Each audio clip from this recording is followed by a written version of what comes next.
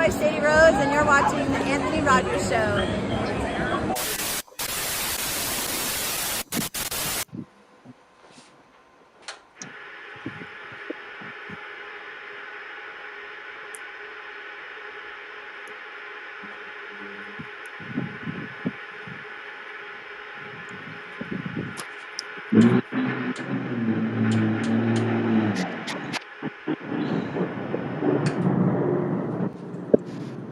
Dude, so you're on the Anthony Rogers Show right now, and I just want to know.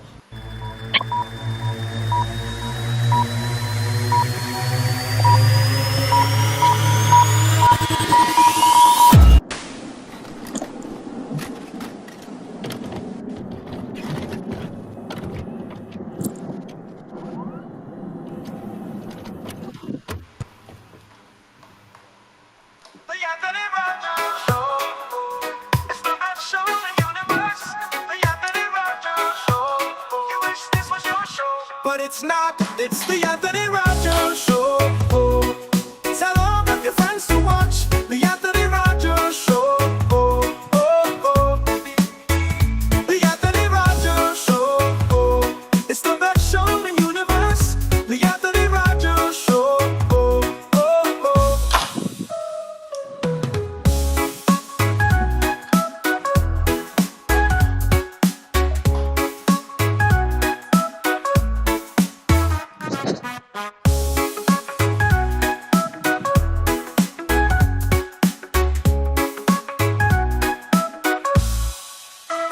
But it's not, it's the Anthony Rogers Show.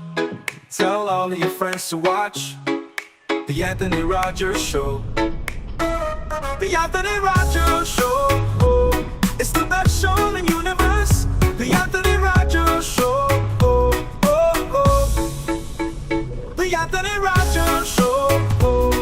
Tell all of your friends to watch the Anthony Rogers Show. The Anthony Rogers Show. It's the best show in the universe. The Anthony Rogers Show.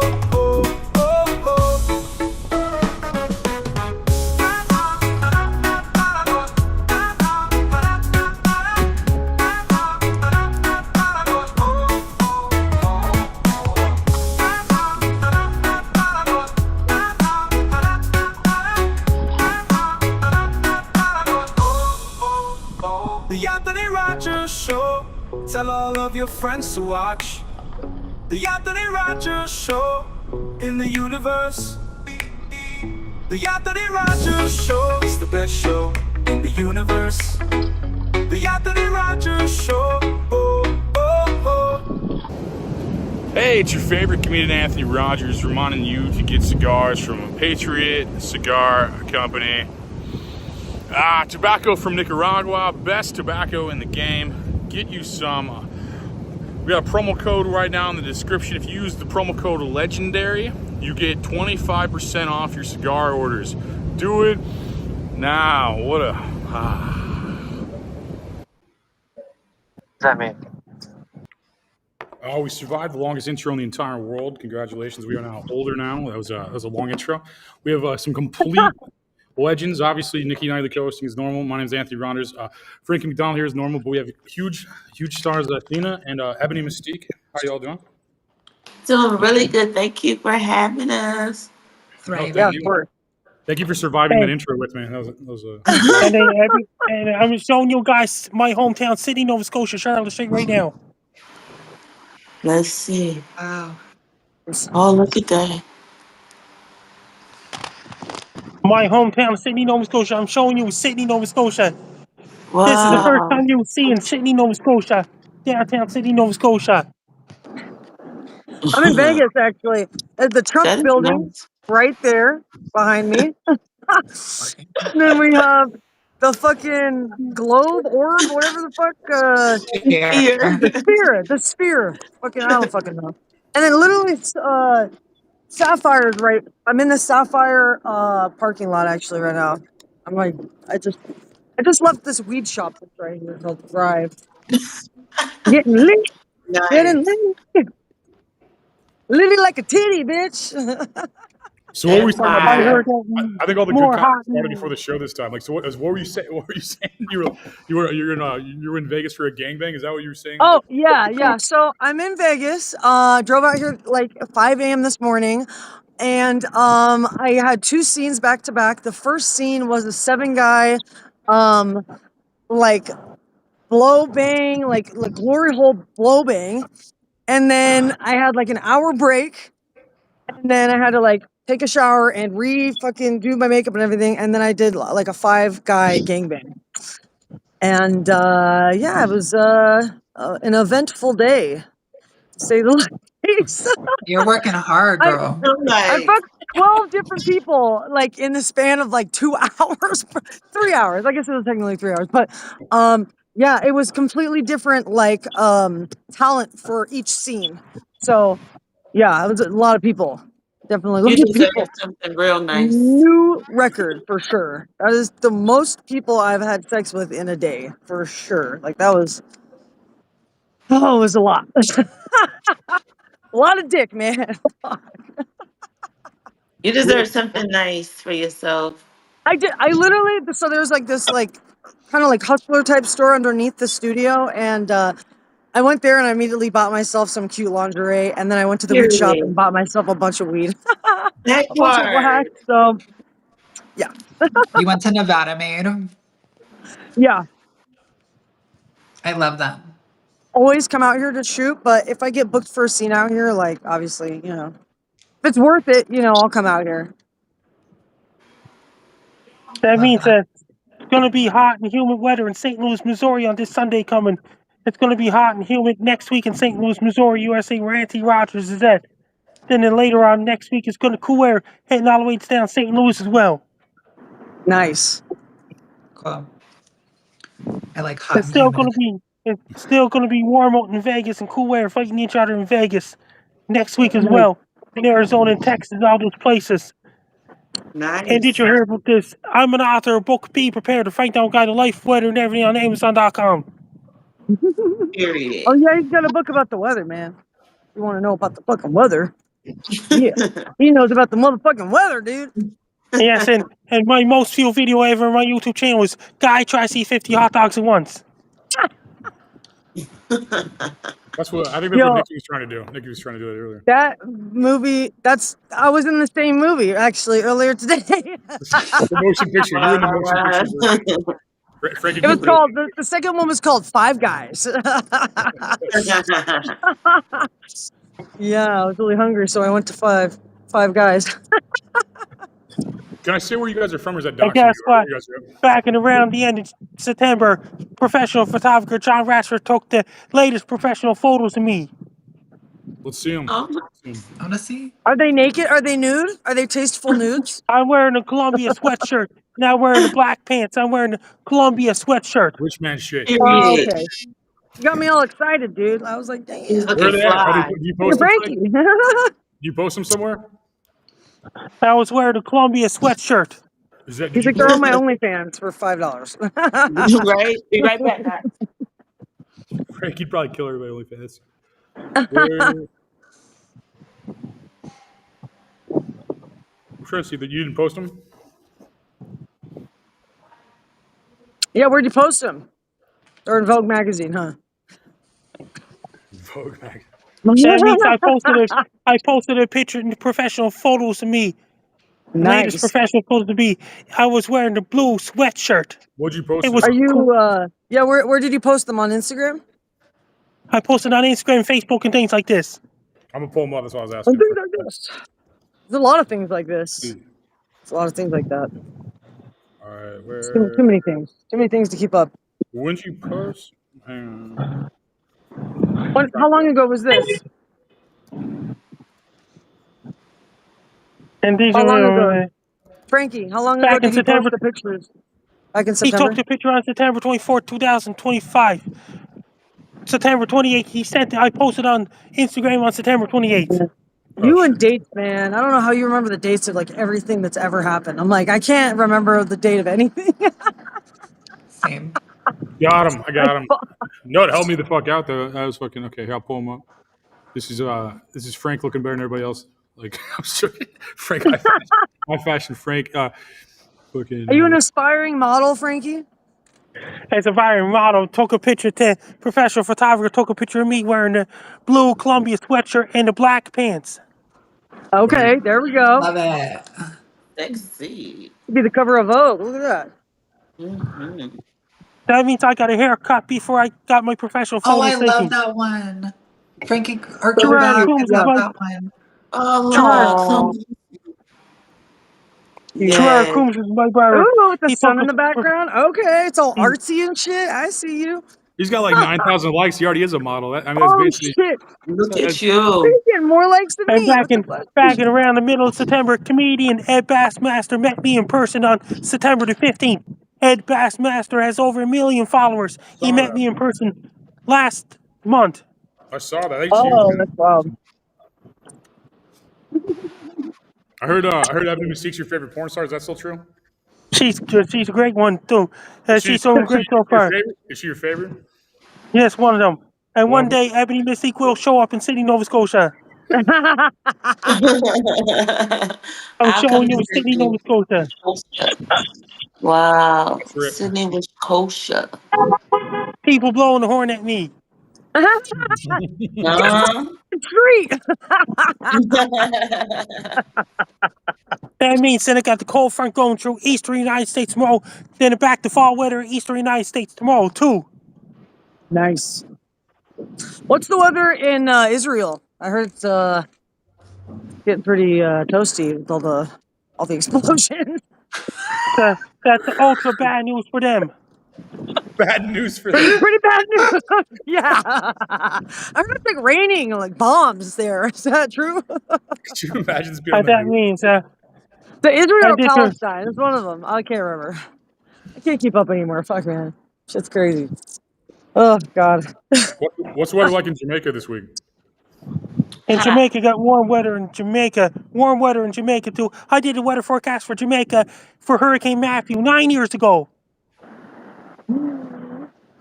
Well, Like the Okay. Hurricane Matthew that hit Jamaica 9 years ago in October.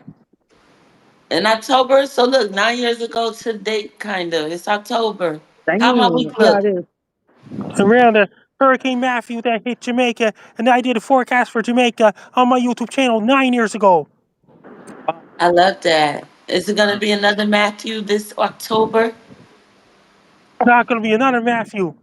Okay, good. Yeah, this time That it's Hurricane Sean. Jerry's This going to is another completely miss basic white Jamaica guy. altogether. Then it's going to miss Nova Scotia as well. Okay. Thank you. Take it Gonna from miss you. Frankie Miss McDonald's Nova hometown, Scotia. Sydney, Nova Scotia. What about Miami? What about Miami? It's going to completely miss Miami as well. Good. I'll be safe. I got lots of fans down Jamaica, Bahamas, Miami, Florida, and Dominican Republic and those places. I got a lot of fans in Jamaica. Yes. Nice. Big That's awesome. up yourself, Frankie. I got a lot of fans down in Jamaica too. Big up yourself. We love He's you. like he's the pro in like self promotion. This guy, like he's literally Yeah. like, I He's the swear to most humble- God, bro. He's the most humble man in the world. He's the most. He goes, he's like, you know what I did? Like, you know what I fucking did, bro? I talked to a fucking famous person, He's bitch. right, though. Like, I'm like, He damn, just dude. straight kills it all the time, though. So he's still right. He's still the And then before in Ebony Mystique, the last famous person I talked to was Ed Bassmaster in person, September 15th. I love it for you. That was exciting, right? Yeah, it's extra exciting. Well, I'm excited to finally talk to you.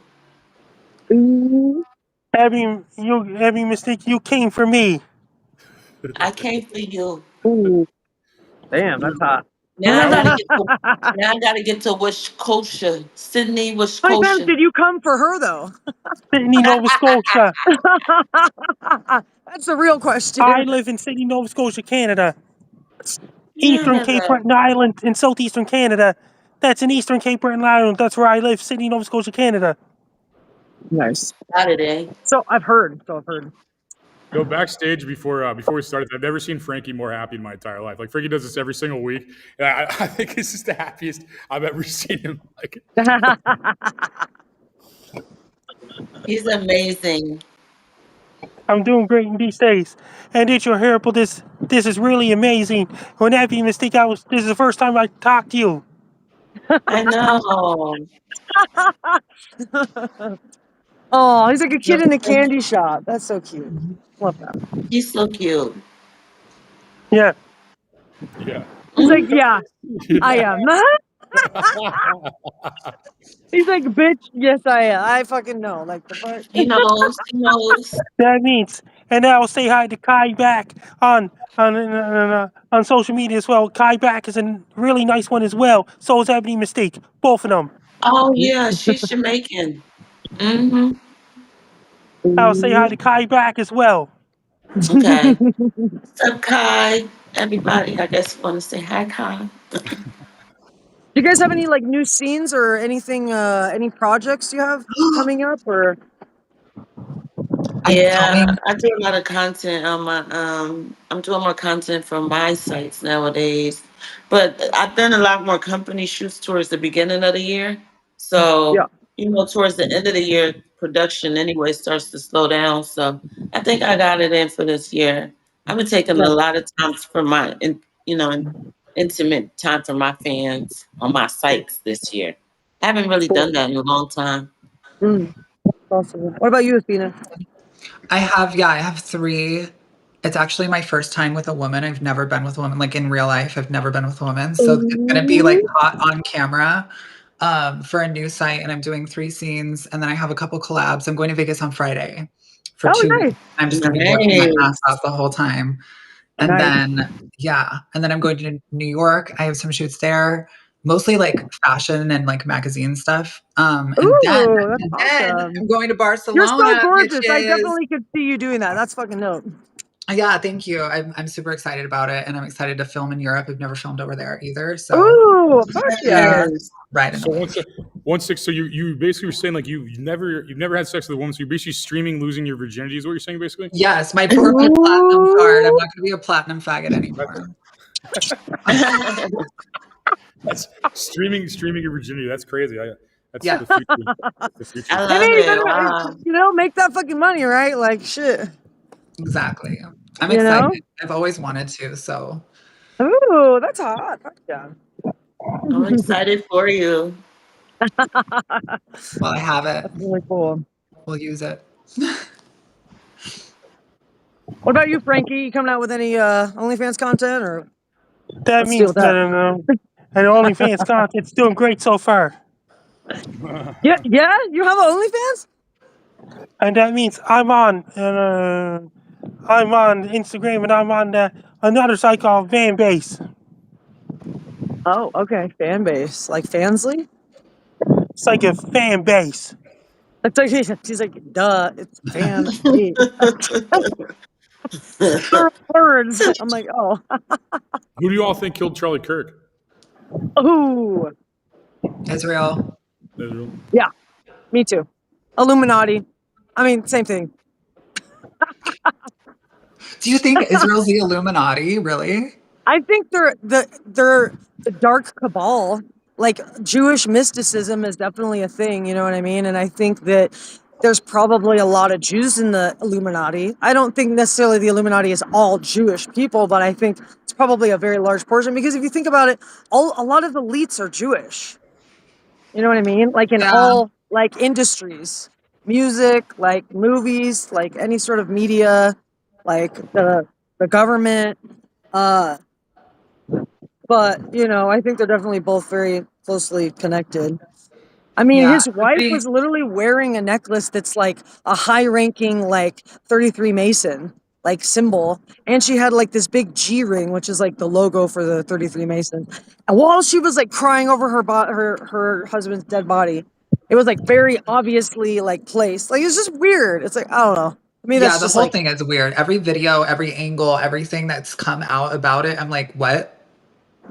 strange. I don't get it. It just seems too bizarre. I don't even know. It just seems so staged. I don't know. Like it's weird. Everything feels weird right now. Yeah, it's like, that was like JFK volume. It just felt like this weird thing. It was traumatizing and weird. And I don't know. I mean, some guy just like doing his job got shot in the face. I'm just like, holy shit, dude. It's like I could have any of us. Just like people just don't like us. They see us somewhere. I mean, it's like And to me, that's terrifying. Is any kind of like, I mean, like just like any crazy person in the crowd could just shoot you at any time. It's like, fuck, that's nuts to me. If that even happened, I don't even know what happened. I saw he got shot. That's the thing. That kid could have been MK Ultra into believing he did it. I mean, who knows? Or he could have been MK Ultra into doing it. Like, it just seems like very, like you were saying, like very much JFK vibes. Like they just had like some random fall guy that is just like, why is this the guy? That just like, it just seems too like. Because he liked a tranny, duh. Case closed. Case closed. That's the entire case. That's all people were like bringing up. After a lot of conservatives were bringing that up, like saying there's all this like stuff. But I just don't even get. I don't know. Man. It's like I think it's just like everybody puts their agenda on something terrible. Like the whole world saw a tragedy and then just put their own agenda on it. Basically, it's like crazy. I just don't even know. I don't even have a thought. I'm just like I don't even know what. I just feel lied to, but I don't know what happened. You know, I'm like watching. I'm like none of this. I don't believe any of this. Yeah. I believe he was shot, but everything else, I'm just like, what's that? It's just everybody's opinion. I'm like, I don't know what happened. Man. Everybody's arguing and shit, and it's like, I'm just like, definitely creating divide, which is, I mean, government's been doing that to us for a long time. You know what I mean? Even with COVID and the vaccine, non-vaxxed, vaxxed, like fucking, even just with like politics, like, oh, you have to take a side. Like, and then people like do it themselves, almost like they're programmed. It's like, even if you're in the middle, if you say one thing, they're like, oh, you're with the right. It's like, oh my God, like, why does people, or you're with the left. And it's like, oh my God, why does it even have to be like right or left? Like, why can't you just be nothing? Like, I don't even really believe in either side. I'm like, I think both sides are kind of crazy and like fucked in the head. Like, but people will still be like, oh, you believe this because you're this. I'm like, why are you letting the government like allow you to be that hung up on certain beliefs that like you're willing to like just create division between you and the people you care about? Like that is kind of crazy to me. That's the worst part, yeah. In the words of Kamala Harris, these motherfuckers are crazy. Period. Yes, like, yeah, man, it's wild. It's like change the channel. Like they're like just covered. They're like narrating that. I'm like next channel. I'm like, what else is happening? I want to hear something else. So then like they're like it's like murder, death, famine, disease, blah blah. It's like all this low vibration shit. I'm just trying to get rich and do awesome shit. And there's no channel for that. There's no like oh, where's all the awesome shit the rich people are doing? Like where's all the shit? Like can you create your own reality and do whatever you want? And like this is like a limited. That's why I watch YouTube. I don't even watch like regular like TV because it's all just like propaganda. Again, like it's all owned by Israel. Like all the Jews in the media, it's like it's alarming. You know what I mean? And so I feel like a lot of it is being manipulated and misconstrued, and like for someone's agenda, or someone's paying someone to twist certain stories around. So it's like I can't even like believe what I watch half the times because I'm just like, is this even true? Or like, you know what I mean? I don't know. I watch YouTube. I watch videos on like how to create your own reality, how to be more positive, how to like, I watch a lot of spiritual stuff too, because I feel like tapping into my spirituality is like helping me detach from the third dimensional matrix that's kind of keeping us like in this like lower vibration, Yeah. I always watch the intro to the Renaissance tour and I feel like an alien again. And I forget that all of this is real. A lot of it isn't though. That's the thing, is it's like I feel like life isn't even like, I don't know. Sometimes I'm like, oh my God, it doesn't seem real at all. At the same time. It's not. It's a giant soul test. This feels like a giant soul test. Like what you do daily just seems like a test. I mean, it's like are you gonna give that guy? Like I walk to work like 4 blocks to work, and someone's like, "Can I have stuff?" And I'm like, "I have to, I guess." Like it's like, I just have to. I'm supposed. That's just like the code of you. I'm supposed to help you, I guess. I don't want to, but I'll do it. About it. I'm like, here you go. Here's some food. Good karma. You know what I mean? It's just like you have to be good no matter what. That's the challenge. It's like sometimes it's easy, like if you're stoned all the time or something. But like other times it's like, holy fuck, you got to like challenge yourself, not just yell at every single person. I also have people just ask me crazy shit all day, and I'm just like, I can't even grab myself food without being asked for like 7 people to feed. I'm like, yes, but I don't want to. It's like if I'm trying to, it's like. But sometimes the lesson is learning when and how to say no. Yeah, and not always giving everything away so freely. You know what I mean? It's like finding that like balance, because I've done that where I'm like, I have to give everybody everything they ask of me. And then I like deplete myself and I get nothing in return. And that's also not healthy either. You know what I mean? Start hiring them. It's like, But like, do you have any money? Like, yeah, you want a job? Like, come here, follow me. Just like, I'll be like, yeah, I'll put you to work and then I'll feed you. Yeah, you gotta ask for Right. something in return sometimes, you know. Go pass out flyers for my podcast for 3 hours. Yeah. I'll just go do that. That's how you help. I mean, you know? I just not you can't bad. watch suffering. You can, like, what kind of monster you like see suffering and not doing it? Like, it sounds cool, like on a podcast, but like, fuck these people, you know, and you'd be like all grotesque, but like realistic. I don't even know if that sounds cool, but I'm saying like it's easy to say shit like that and dissociate. But like, dude, like I don't know what person you're called, but it's just like crazy. It's like the whole world is like People suffering do that all the time, and though. there's no way to figure it out. There's no way to like I don't know. I just want to be like, okay, how do we solve all your problems? Like, I'm getting these guys phones. I'm getting them food. I don't know what else to do. I'm getting them jobs. So I haven't got a job yet for them, but I'm trying to get them jobs. But I got them like signed up for Verizon for free. I got them food and shit. I'm like, what else do I do? It's like what else do I do? What do you need? What do you need? You want me to build you a house? Like, fuck. They have to want it. Open up a nonprofit. Yeah. Yeah. No, you're right. Some people just got out of jail and they need help. Like I've talked to a couple people like that. But a lot of people just want to sleep on the ground and shit. And I'll just smoke weed with them and laugh about it. But yeah, dude, you get free rent, bro. Yeah. And they just fucking don't give a fuck. Some people just don't give a fuck. Yeah. But you hear a story like some guy got out of jail. Remember, there's another video I did is another major storm that hit South Dakota on Friday, October 4th, 2013. That's my most viewed weather report ever on my YouTube channel. Damn. Yes. And then more about me. No, kids know you from TikTok and doing tornado sirens. Like any 24-year-old I talk to knows you from tornado sirens, and anyone in their 30s or older knows you from Tosh.0 and a bunch of other stuff. Like I that's what I hear from everybody all the time. Like if they're like young in their 20s, they're like, oh my god, he does tornado sirens and shit. and I was on Tosh.0 season 2, episode 13, back in late June 2010. Season 2 is watching it too. That's dope. That's awesome, dude. I used to love Tosh.0. He was fucking hilarious. He's a great stand-up comedian. He's Tosh.0 played my original severe earthquake warning video on that. He's so unfiltered. I'm like, damn, he said that. Like, fuck. That's why I love it, though. And did you hear about this? And I was been interviewed by the Traditional Media back in April 2025. Period. We're getting your whole resume, huh, dude? And he's just showing off for Ebony. If you want to follow my social media, my Blue Sky is at Frankie MacD, and my Reddit is FrankDell984, and my X4 Twitter is at Frankie MacD, and my Threads is at Frankie MacD984. My Linktree is Frankie McDowd. My Facebook is Frankie McDowd. My Instagram is Frankie MacD984. My TikTok is FrankDell984. My Clapper is FrankDell984. My Twitch is FrankDell984. My Snapchat is Frankie AMCD1. My YouTube channel is Dogs of Wolves. And my LinkedIn is Frankendell. Best luck there. I'm Frankendell. You're listening to Anthony Rogers Show. Wow. Bro. If he was a rapper. No, I was going to say put a beat on it. Spitting bars, dude. Spitting bars. That's the longest we've ever. Frankie normally does a 5-minute weather report, and like he was on it for 20 minutes and then leave. No, he wanted to stay. He's like you starstruck. You can tell he's like that's the best day of his life, probably. He just gave the best day of his entire life, probably. Just being honest. I love it so much. He's so cute. He's cute. He brought you up a number of times. Like he's amazing. You up a number of times on the. That's actually why. That's actually why I was telling Lainey that I met both of you through Lainey and like my friend Lainey, and like she I was telling her that like I hit her up actually. She reps a lot of the like top people and stuff. So I was like Frankie McDonald, my weather guy, has the biggest crush on Ebony Mystique. You know her, and she goes, I represent her. Come to Chicago. Like, that's like how I met you. But he's like up there because that's amazing.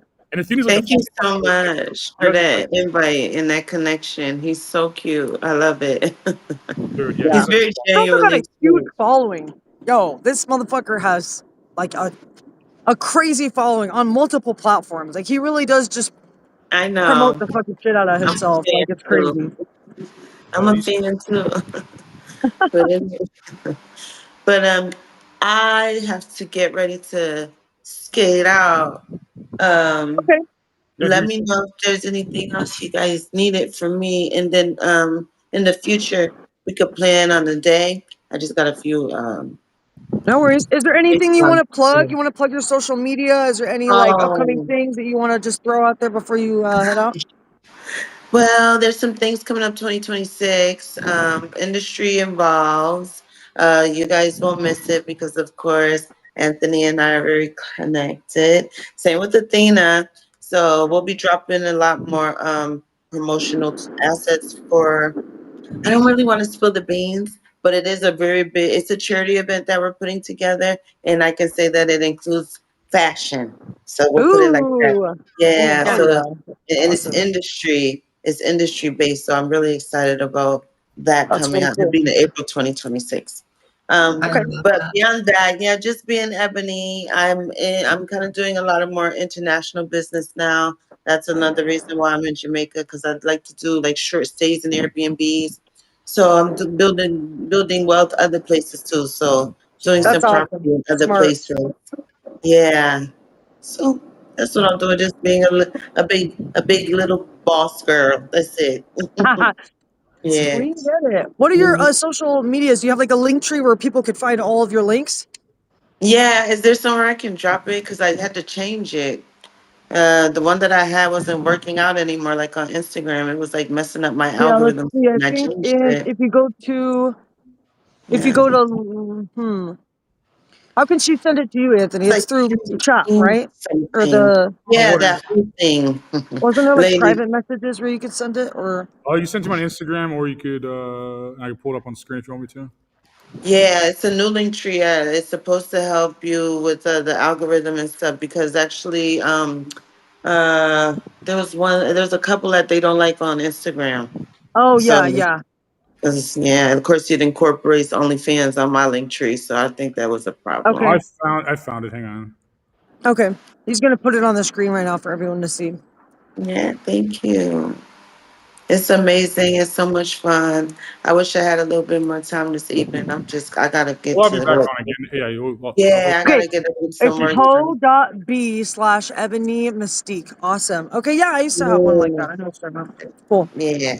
let's keep Go riffing this follow stuff. her. Go follow all her pages. Okay, guys. Please, guys. And I love you guys. I love all the support. More to come. And you guys rock out. Y'all have an amazing. This has been fun for me. Thank you for having him on there because he was just like running it. And I know that's it. It's not going to be a tornado out here because he told me it's. And Good I deal. believe everything he said because he That is knows. true. He can He's always remember right. everything. No, he's It's always like right. 2010. I can't remember yesterday. You know what I ate? Yeah, right. He knows like the date and the time of like everything that's ever happened. I'm like, how the fuck? He's a genius. Really is. Oh Literally. yeah. Thanks, Ebony. I Well, appreciate have you a stopping by. very good night, everybody. Hi, nice Okay. to see See you. you. Bye. See how you disconnect. Bam. Cool. That was awesome. So you're in Miami then? I am. What's Miami like? Like I go to Florida a lot. I don't go to Miami a lot. Like, Miami's amazing. It doesn't feel like America. It I love definitely that. is like my friends in Fort Lauderdale, they never come to Dade County because they're like, it's like crossing a border. And I'm Ah, like, it low key is like, there's so many Spanish speakers here and like the music is it's probably different. a And lot like, of Cubans, huh? yeah, it's a lot of Cubans, Colombians, Venezuelans. I love them all. Nice. I love that. I'm part Cuban. I love that. I'm half Mexican, so I'm Nice. That's awesome. comfortable. Yeah. Yeah. But I love Miami. I go to the nude beach. I go to the gym. I go to bougie There's a dinners. nude beach. What? Yeah, Hollover is my favorite place, like in America. Sorry, my hair is fucked up. I was telling them backstage before this started. I was having sex like 15 minutes before I got on this. I'm like, I look insane. My hair literally is like has lube everywhere in it. Yeah, same, right? I kept feeling it right here. It's like bunching up my hair right there, I had literally. to use like the dry shampoo because my hair was just like greasy as fuck. I was like, Which one oh, do you use? no. I use the Amika Perk Up one. That one always gets me right. Oh Like, man, honestly, I just borrowed one that they had on set because I didn't bring any. But they I'm so thankfully they afraid to had like use a whole like little like girly ass like shit like so it kind of saved my Yeah, ass. But nice. I just woke up looking great. Like it's like this weird thing. I can't relate. Can't relate to you guys' Of course problems. you she's like, I just do. woke up with no hair. So actually, Well played. Well played. Well played. He actually does have a lot of hair. I have more hair than both of you combined, probably. Yeah. I've been it's just on your face. lasered. I've been lasered for a hot minute. Your I don't entire grow body. hair.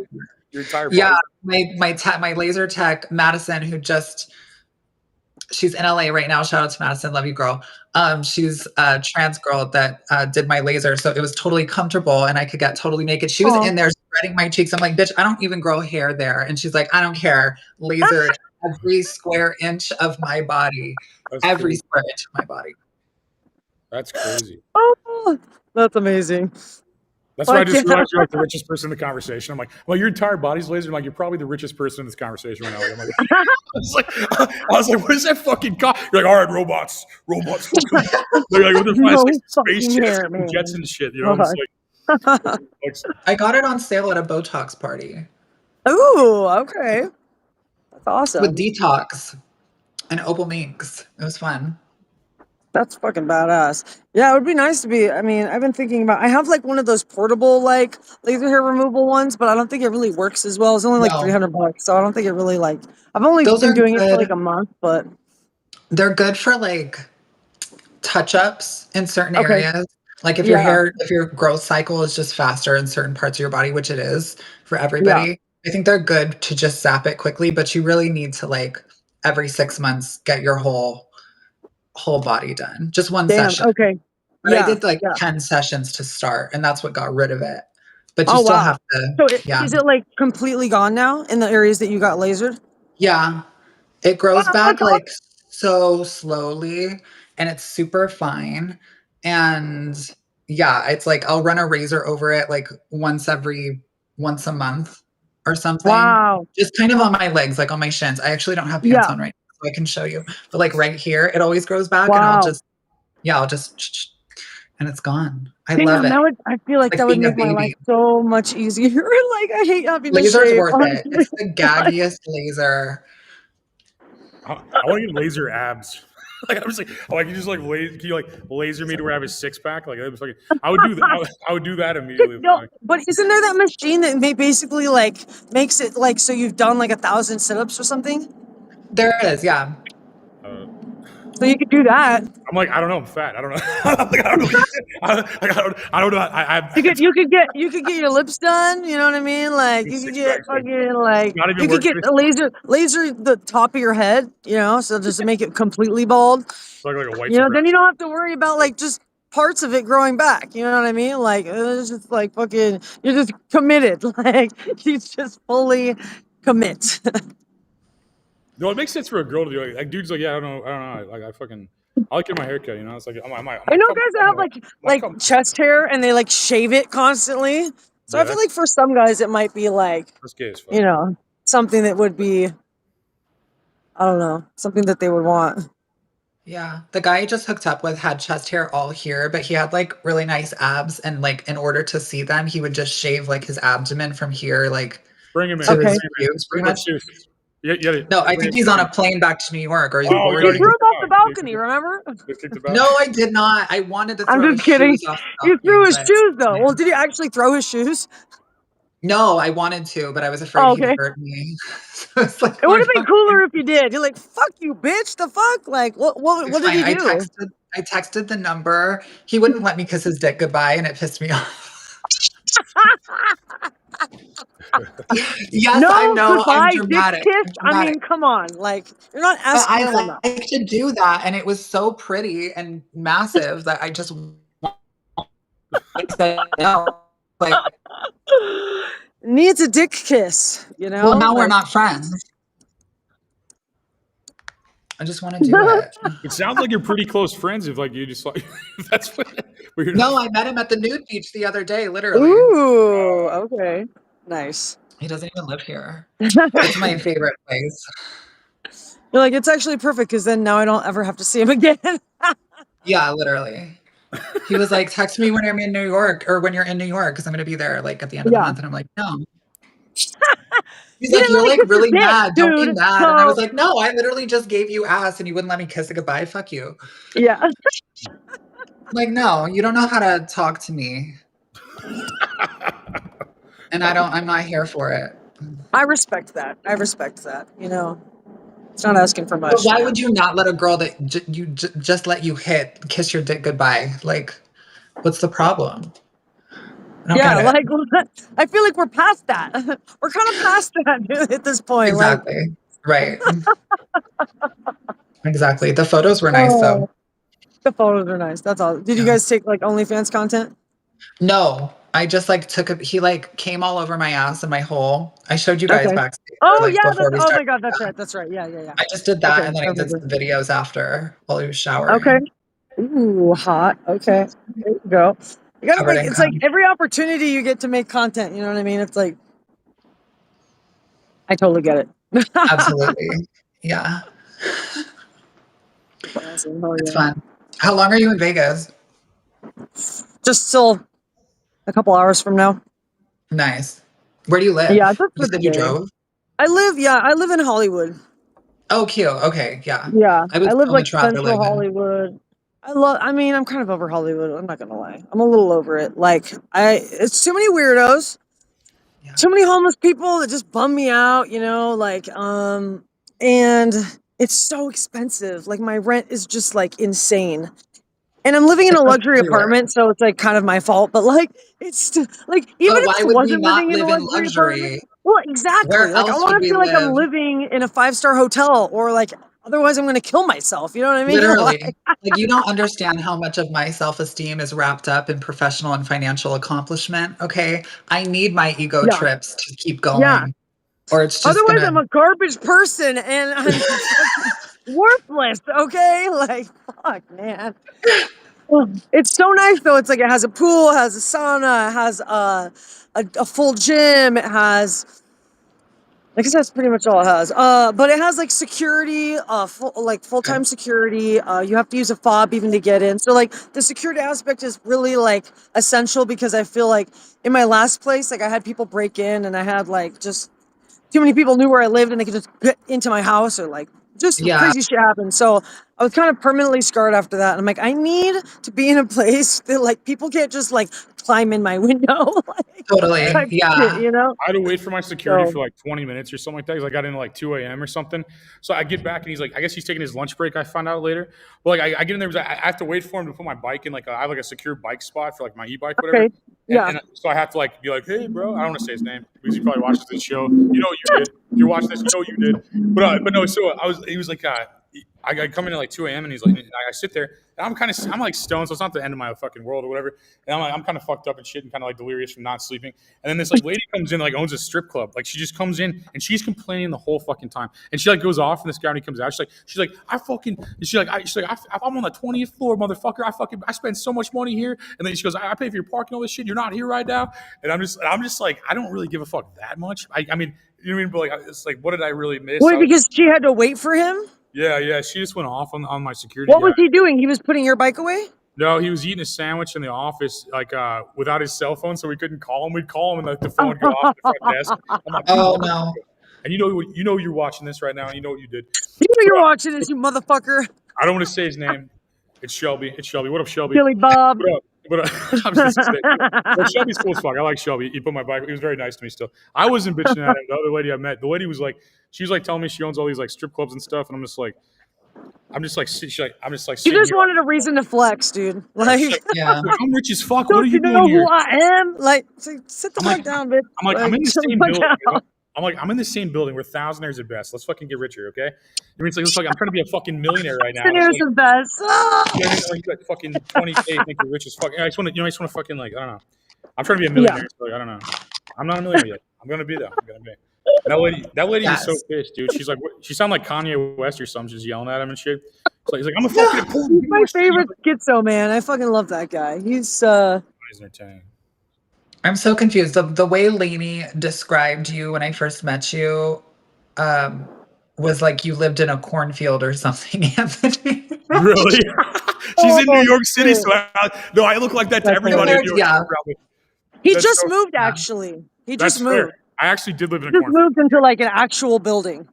I lived in a school bus for 4 years, and then now I live in a luxury apartment building. Yeah, You lived in a school bus? I lived in a school bus. It was Oh, I love that. It was, I've always- it was That's called. dope, He actually. drove a bunch of kids to and from school. It was awesome. No, it was called Anthony doesn't want to pay a mortgage for 4 years. It was Ignore like, the meth lab in the years, back of the school no bus, mortgage. guys. But no, I finally had to grow up, I guess, and I got a fucking place. But like, I only bought it because they have hot tubs and like pools on the 4th floor. Like, Dude, the hot tub, the pool, like just those in the hot tub, amenities are like, yeah, dude. Like it people can look make or break my day, you know? I'll be in like swimming trunks downtown St. Louis, and everybody else is just like fucking like broke as fuck looking. And I'm like wearing swim trunks. And I'm just like, oh, sorry, do I look weird because I just got on my fucking rooftop pool? You know, guys don't have a fucking rooftop fucking office over there. You don't have a fucking pool there. Oh, I'm sorry. Fucking loser. You have fucking 3 fucking rooftop loser. Yeah, oh, sorry. Yeah, I got out of one of my fucking hot tubs. I got into my fucking pool, and I came down here to grab my friend. Sorry about that. Sorry if I'm wearing swimming trunks right now. Sorry for the inconvenience. You gotta see me half naked because I'm fucking. I said, I'm telling him, well, you motherfucker. I was yelling. I don't know. It's like irrational. It's like, they said, looking like you're weird and shit. I'm like, motherfucker. Like, sorry about that. Like, sorry, I'm doing dope shit. Sorry about that. People are just giving you dirty looks. He's like, want to go? This guy's walking around half naked.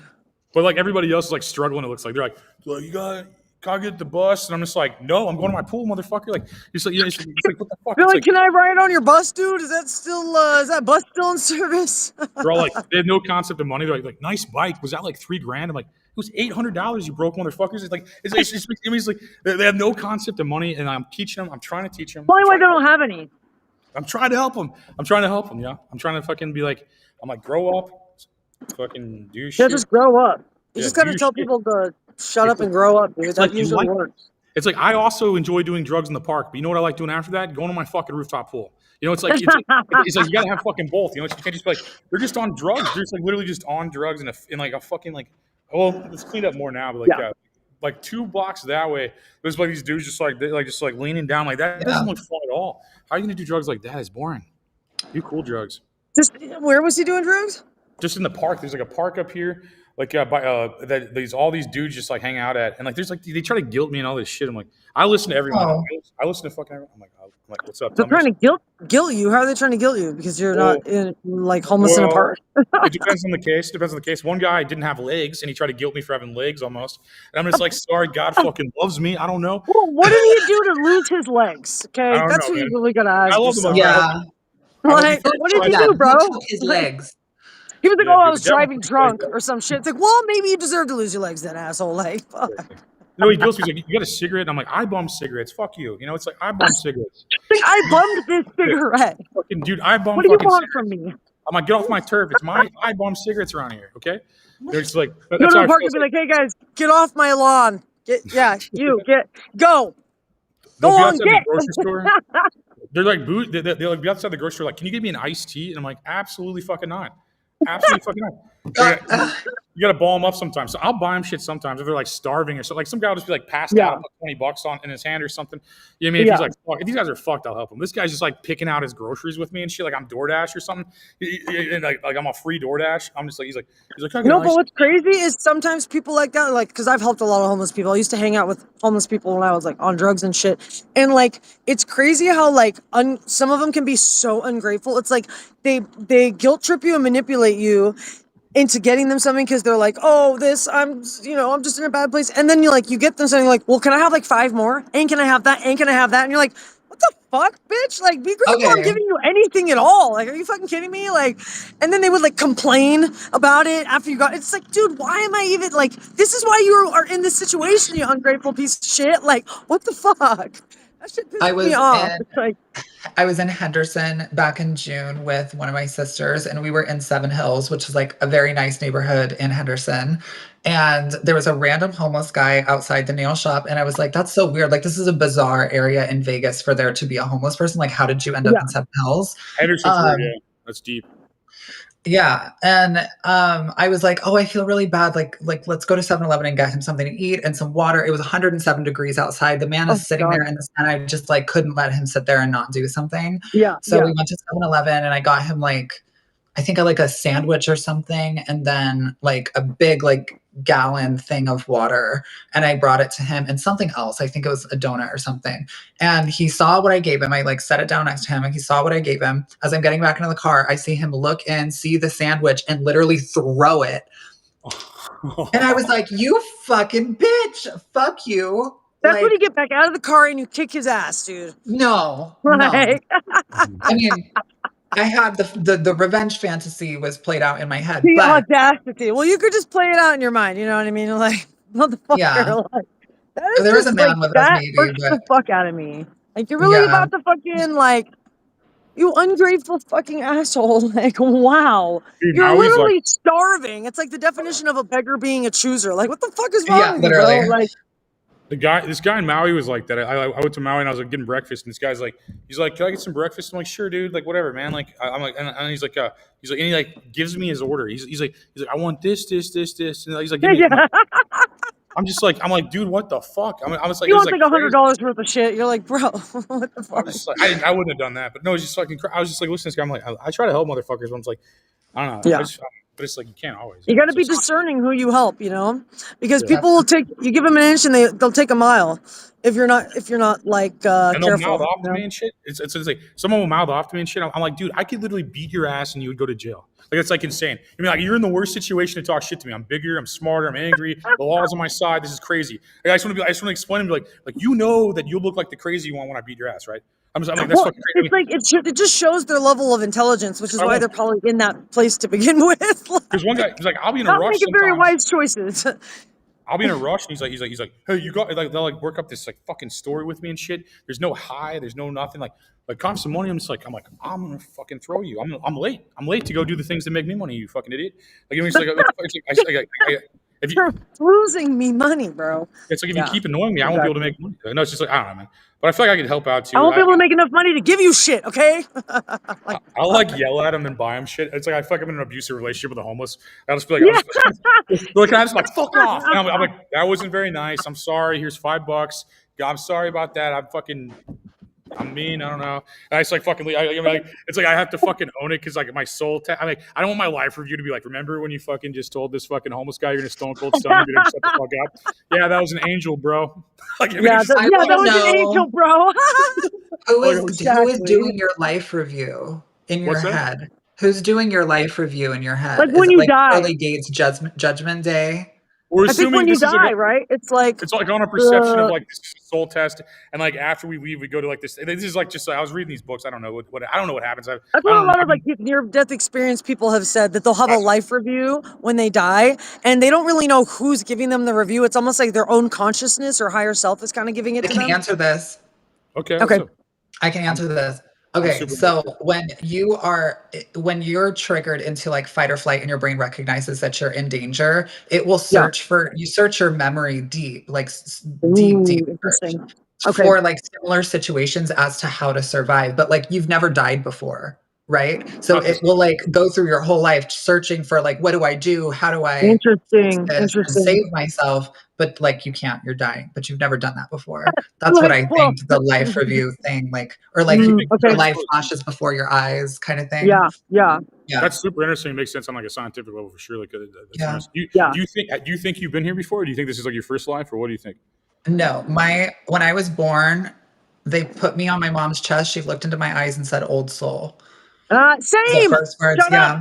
up. Yeah. Yeah, for sure. I've I remember definitely spent been on here other before. planets, honestly. I feel like I had more lives on other planets than I did on this planet. Earth is weird. Humans are weird to me. I don't get it. Because a lot of shit just doesn't even make I'm like, I don't get any of this. Like I'm like, It's how really is bizarre. normal? I was always the black sheep. Like I felt like just that outcast or the fucking. I just didn't feel like I belonged, honestly. Like, and I feel like other people could sense that too. They're like, this bitch isn't. You don't, but also it doesn't matter. Well, that's good and bad that's news. one of the Good and soul bad news. lessons I had to learn though, was that like, yes, I don't like. I'm not like everyone else, and I don't fit in, and I'm kind of not supposed to. That's kind of the whole. So my whole soul mission is to kind of be like a sacred rebel who goes against the grain and questions society and questions our reality, because normal people who are sheeple never will.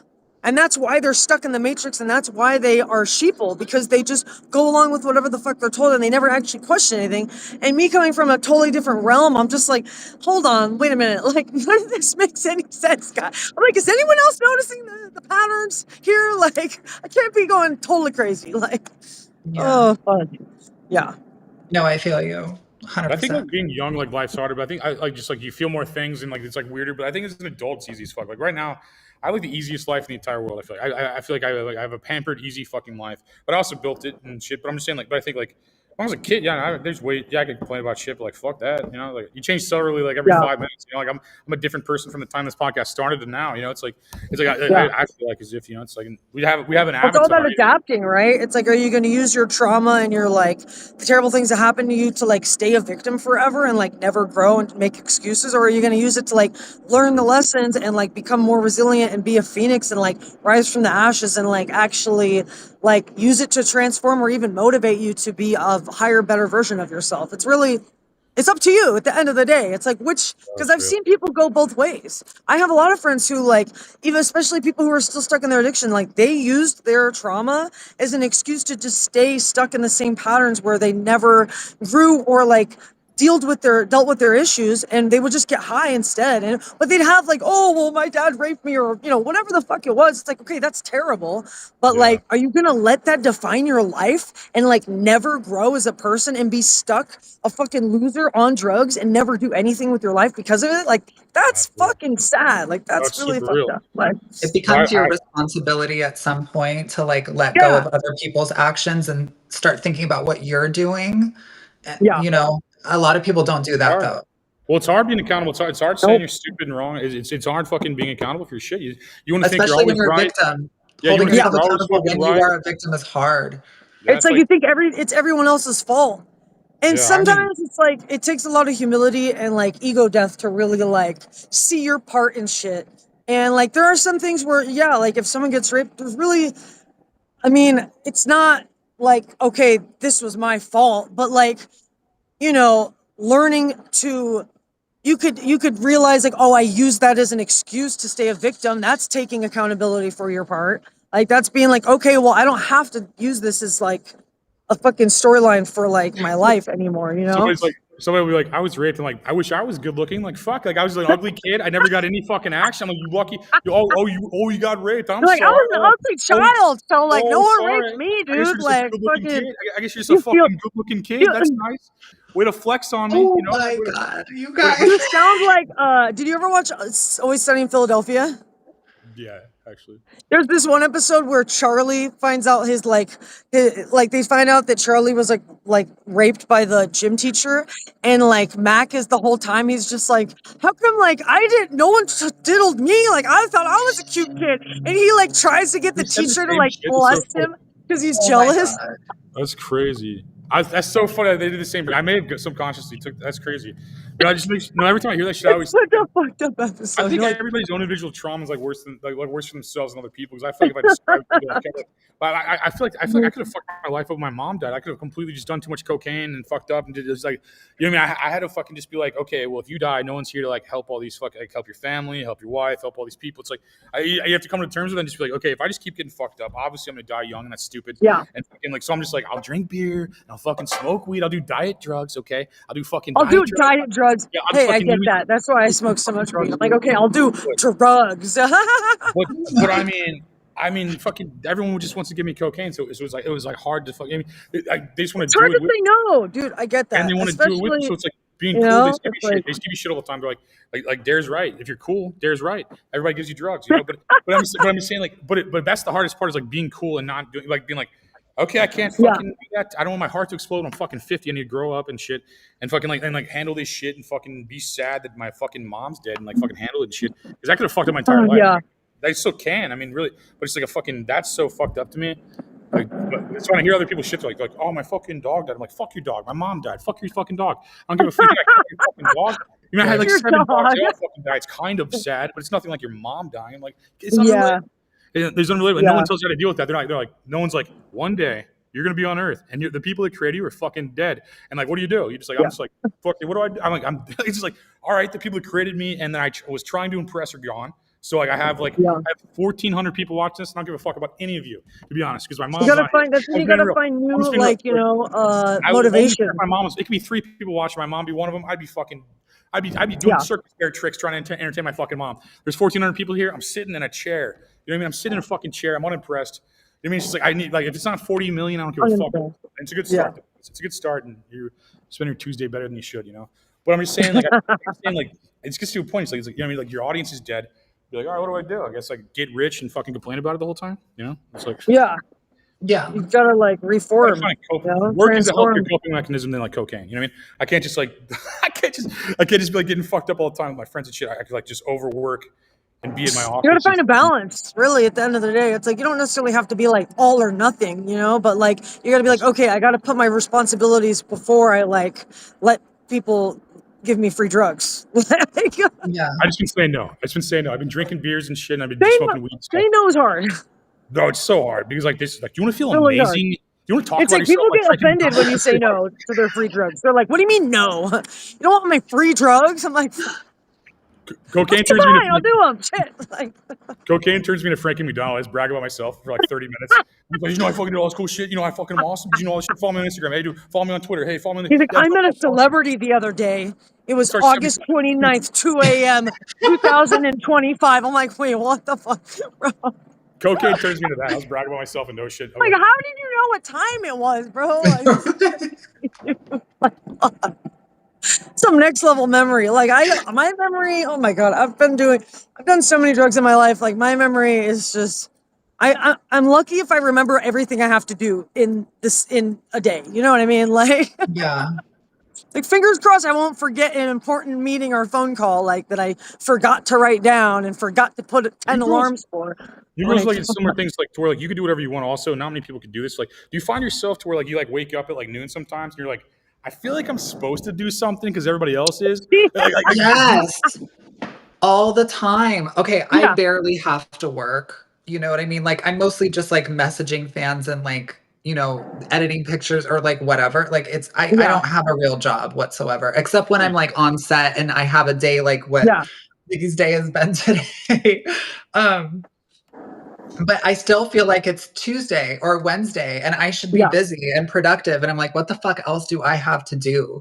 Like nothing. And honestly, it's been like this for a few years now. And I like worked my ass off like in the years leading up to before I started Adult. I owned a marketing company. I was president of a nonprofit in DC. Like I revolved around work and burned myself out. But like, yeah, I don't know what to do with myself now. I feel like it's very unfulfilling. Like I have all my needs met. Like I literally going don't from have being to like lift a workaholic. Yeah. It's hard. Yeah. It's hard like that because like most of my things are in auto pay and I have all these dumbass things that I did when I was like ambitious.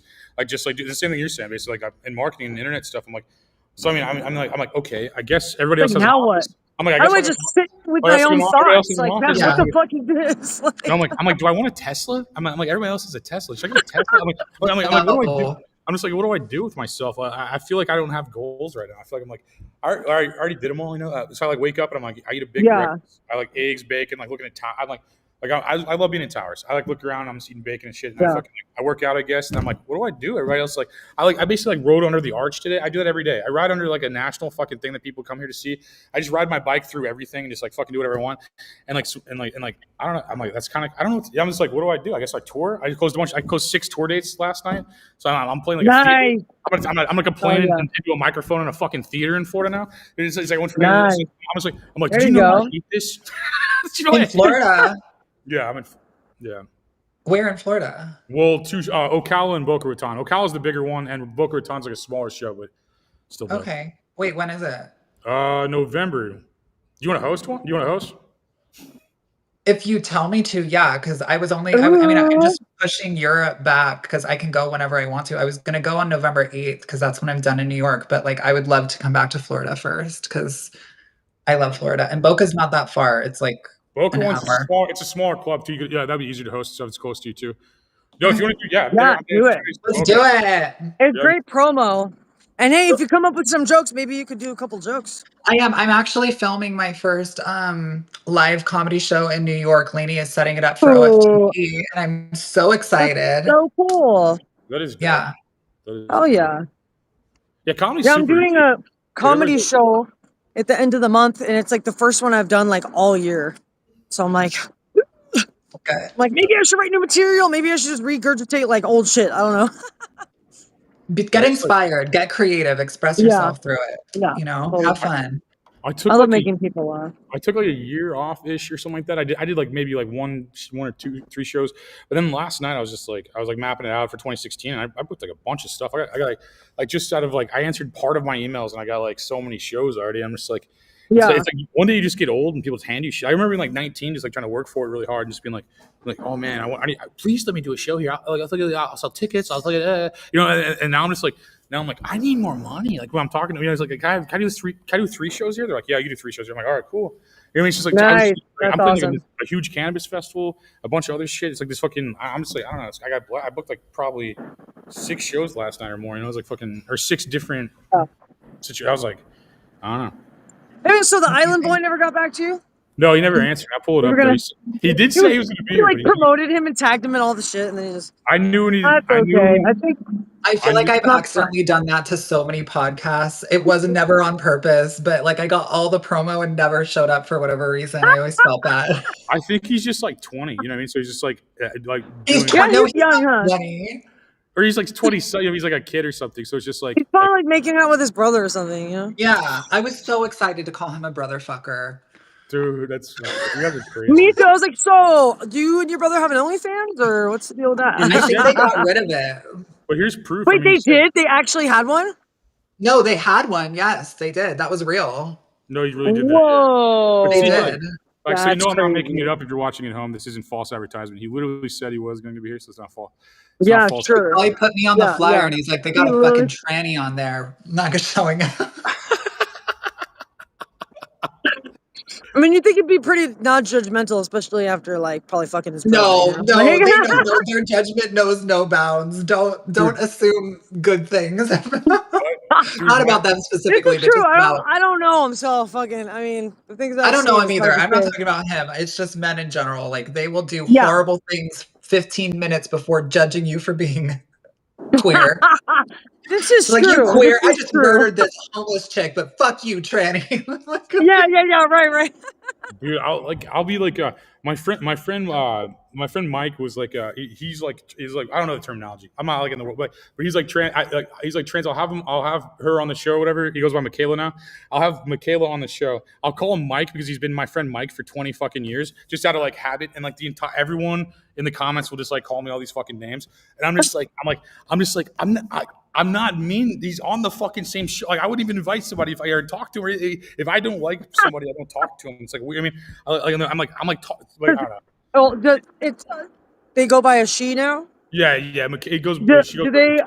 It goes by she. Do they get upset? I don't know. They go by I'm she. the fucking thing. I'm like, what is this pronoun? I don't even know. I'm like dancing. I'm walking like- a fucking line, even talking about it, because like no matter what you say, there's a group of people who will be pissed off. No matter what you say about it at all. Well, does So she it's like, get whatever angry? the fuck you want. yeah. So I called him Mike, and everybody got mad. I was just like, Mike, what's up? And he's like 25. I know him for 25 years as Michael, and now he's Michaela. And I'm just like, hey, Mike, what do you think about this? And she didn't even care at all. At all, but the people in the comments are like, "Oh my god, you fucking like you just dead name him." I'm So like, she didn't get mad at all. It was just all the other people that. Fucking this means. You know, I'm like fucking almost 40. I'm like, I don't know what the fuck this means. I'm just trying to hang out with my fucking friend and make fun of shit. I don't know. And it's just like everybody's like they said, they're like, you dead named Michaela. I'm like, that's a crazy accusation. It's like a crazy. It's like a weird evil accusation to like push off of me. It's like I don't give a fuck at all. I'm just trying People to are just projecting. You know what I mean? Like. I'm like, they're like, what do you care about? What do you think about trans? I'm like, I'm trying to get rich. Like, I mean, I don't give like, a shit about trans. Yeah, what do you care like, about? Or anybody, and not just exclusively. Just I'm saying, like, I don't like to have a stance. It's like, what's your opinion on racism? Like, I don't have one. I'm trying to get rich. You know, it's like I want to get fucking rich. I don't care about the divide tactics. I don't give a fuck about anything. I'm like, everyone's a human being. I'm trying to get rich. I don't give a fuck.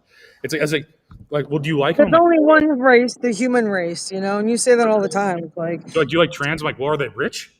I'm like, are they rich? yeah. It's a class. That's what I'm saying. It's classism over that. I'm like, well, Yeah. do you like trans? I'm like, as long as they're not poor. That's the stance. That's As the long stance. as they're not poor. Dude, I had that on I was on this They're podcast. just classist. They Like, asked I'm me- not racist or biased. I'm just classist, okay? Exactly. I just hate all the poor, okay? I don't hate them. I It's just not don't that big care. a deal. I just don't care. I like try to do my own thing. It's like the guy. I was on this one podcast. My buddy's out here in St. Louis, and like they're like asking me on this live stream. They're like, do you have anything that's like the opposite of like a fetish and thing you hate? I'm like the poor. Just like immediately. Anything but the I love poor. that you could say that after like living in a bus for like 4 years. That's what made me set me up. I wasn't poor in it though. I fucking own shit still. He was Yeah. born in a bus. Wait, you were born in the bus? It's like if I only had a bus, it would probably be fucking suspect. But like that's like I turned like a $4,000 bus into like a $100,000 RV, and then fucking have hella other shit still. I'm just like a fucking asshole. Wait, you bought a school bus for $4,000? Yeah, and then turned it into a condo, basically an RV that's worth like $100,000 now. It's insured for $100,000. Yeah, I gotta find a buyer. Nice. Okay. I will literally buy it. Do what? I will literally buy it. I don't want to sell it because I love it. But oh, you said you can't find a buyer. No, I said okay. Whenever you say something's worth something, it's insured up to 100K, but like it does, you have to find a buyer that legitimizes it's actually worth 100K. Got you. That's what I meant by that. But I got so excited. I would love that. But you turn a fucking liability into an investment. Because like, okay, you buy an apartment. Like I have an apartment, and like I'm just losing money. It's stupid. But I did enough things to set myself up where it doesn't matter. Where like my thing's auto paid. It's like because I'm like I don't know. My shit's like auto paid, I guess, from like investments. But it's like I don't know. It's like I don't know. I just get bored all the time. I just want to fucking like I don't know. You should come to Miami. I'll be in Florida. I'll be in Florida for like in November. Yeah. Okay, so come. I can come back down on the 8th when I'm done in New York. But like, if you come to Miami, seriously, you're gonna meet so many ambitious people. Like, I was literally yesterday just sitting down in my building on the rooftop watching the sunset. A lot of people do it. The guy next to me struck up conversation with me, and he like built an AI that's like trading like 30% every month, and he's just like amazing returns and. But that's like Miami. Everybody here is ambitious. Everybody here owns their own shit. Everybody here is trying to get rich. Awesome. Like even just spending a little bit of time here, you will meet so many people. It's grown my money in the last 6 months. Florida definitely makes me feel poor. Every time I'm in West Palm Beach or something like that, they have like $300,000 cars. I'm like, you motherfuckers. I know that's normal. I know, but to be honest with you, like it's normal in Miami. Like I know guys who pay like $3,000-$4,000, like a regular amount a month in rent, and they drive a Lamborghini or an Aston Martin or something, and it's like, okay, you really can't afford that, but you got to flex on hoes, you know. Fair. I'm like, as long as we can fuck in the car and film it, like it's normal here. They'll have cars worth their entire annual salary, if not more, and live in a dump. No, I grew up in a trailer park. Damn. You know how many nice cars in that trailer park? Like you pull in there. There's like all these like vintage like 70s fucking cars in shape, and then attached to a trailer. I grew up like that. I grew up. Man. Yeah. You're right. The people have cars and shit like this. I lived in a trailer when I was first born. Me too. My mom was 19, so it was like really young and didn't have money. Type shit. Mine was just stupid. She still is, actually. I called her a Nazi yesterday, and I meant it. Yeah. Yeah. We should call her up. We should call her up on video. Get her on. It's funny. She actually. So we heard you're a Nazi. What is your response to these allegations? We can't actually You're live do on the this. air.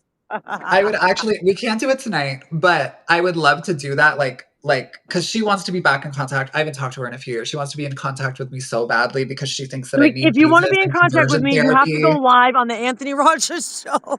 Right. So I talked a lot of shit about her. I did another interview with Jim Norton over the summer, and I talked all my shit about her. Like I've never really talked about her in public, but I let it out on this one. And apparently she watched it, and it became like she started commenting, and then my older brother started commenting and dead naming me, and like it became this whole family drama. And I just loved that I was the celebrity at the center of it. It was like, you're all talking about what I said.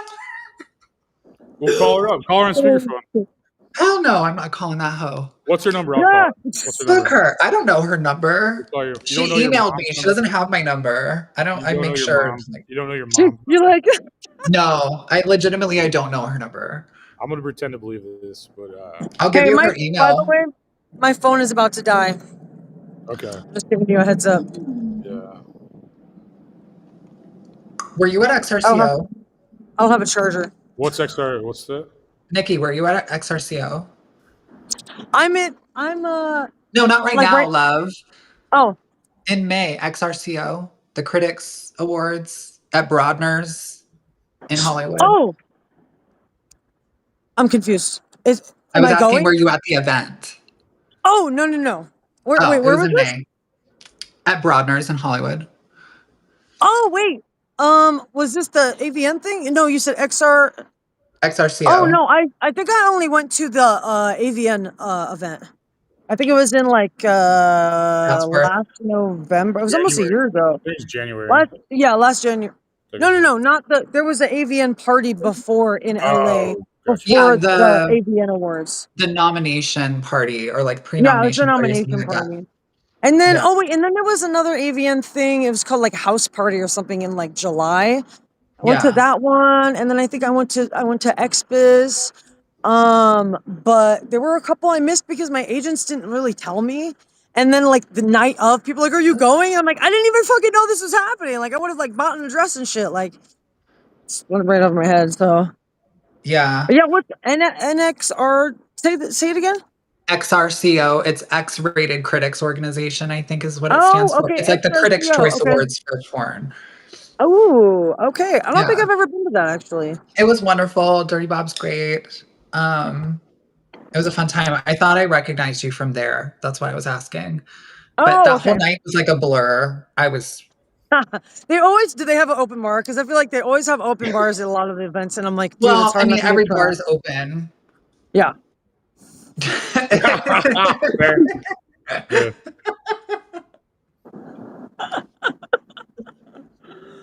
Oh fuck. I didn't pay for the vodka I'm drinking at home right now. So Good. yeah. You shouldn't have to, you know?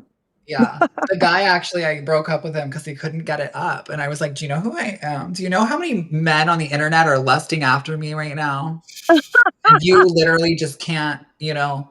I'm like, I didn't want to shame him for it, you know, because like performance issues happen. Like it's psychological more so than anything. Yeah, yeah. But I was like, I'm sorry. I need a man that will fuck my brains out. So I got that today. On the If you bed that can't my put out, camera is then sitting get on out. right now. Ollie, come here. Come on, mama. Oh yeah, my phone's gonna die like any minute, guys. I'm just giving you. Okay. We love you, Nikki. Okay. I'll stay on until it dies. Okay. Cool. That's funny.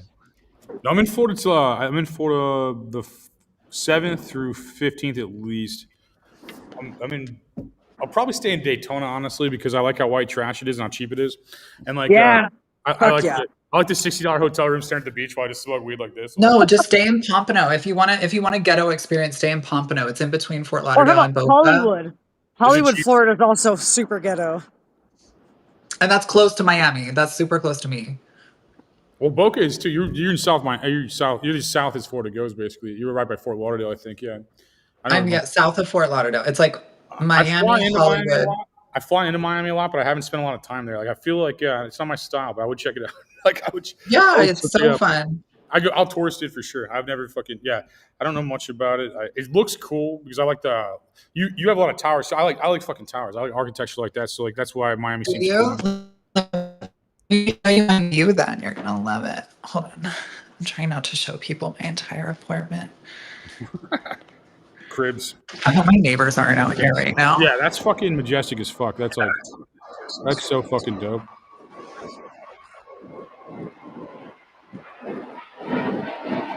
That's crazy. Yeah.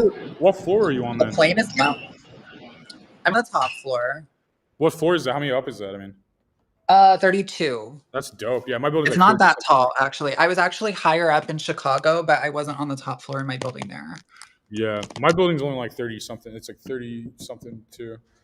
Yeah, be careful what you post, because my building in Chicago, one of my stalkers found me from the buildings. Like I lived around a lot of like landmark buildings, and you could see it in the background of all my content. And he showed up at my building, and my concierge knew my stage name and was like, hey, there's somebody here asking for Athena, and I know that's like your stage name, but like, should you let them up? I'm like, no, if they don't know my real name, do not let them up. And they had to call like security and like remove him. That's what's great about having a building, though, because like if that would happen at a house, you'd have to deal with it personally. It's so great because like if you don't call guests in, they can't even get in at all. Like they have to go through security like every time. Like I guess that's like that's why I love that. I love that aspect of the buildings for sure. It's like some dude that doesn't want to be there at like 2 in the morning, like walking my bike up. I'm like, I know how you're like sitting here watching Netflix for like fucking the last 6 hours, but I'd like to see if you like, is it cool if you let me put my bike back here again? Like, yeah, I just feel like I'm annoying them every time because I just like work late and shit. So I like end up late, like talking. They're cool. They watch the show and stuff. He's probably watching now. Yeah, they watch the show and stuff. I had the best people in my old building. There was only one that I ever really had a problem with. But the other ones, like, oh my God, what was her name? Betty. She was the sweetest lady. She always had like a different wig on every day. And I used to come down with my friends when we would see her. We got so excited. We'd go up to my apartment, mix her a drink and bring it down because she would work overnight. And she'd just get lit there sitting, letting the people in. That's awesome. I became friends with the late night people. Like I like some of the daytime people are nice, but I don't have much time. I'm doing shit. I like are telling myself I have to do shit. Like I'm like I better go to my office. I guess I don't know. Is that what people do? You just but I barely see them. But but no, the late night people, I'll just get fucked up and come back late and just like bullshit with them for like ever. I'm like, you have to talk to me. Everyone else went to sleep. It's like you're the last person awake in this town. How are you doing? It's like silly. That's what it feels like, but no, it's fun. Like the building thing's way more fun. I feel like I live in like a hotel though. It's not like a home feeling, but it's a nice feeling though. But I travel so much. I go to I'm here for like a couple weeks, and I go to like next week I'm in somewhere else in Missouri, and I go to like Austin, and I go to Florida, and then I do all this stuff. I'm just like constantly doing stuff. Same, yeah, I get it. So what are you doing comedy wise? Like you're going to New York to do comedy, you said? I'm going to New York to shoot for a couple magazines, and then Lainey has me doing some press stuff, and then I'm doing the OFTV shoot and just seeing friends. My brother lives there. So yeah, I've been trying to get in, or not trying. I've made zero effort. I shouldn't say that I've tried. I wanted to get into comedy for quite some time just because I think people tell me I'm a naturally funny person, and like, you're funny as fuck, I'll am I? Thank you. I will sit and like get stoned and crack myself up for 3 hours straight. And I'm like, I need to be recording this shit and writing it down. Like I feel like I could really do this. So I feel like Lainey, actually this site that I'm shooting those scenes in Las Vegas with next week, it's like comedy porn. Like there's a whole comedy scene and whatever before the actual fucking. So I'm super excited about that. I want to see the scripts. I think I see it tomorrow. And I have a writer that I'm going to work with for this stuff.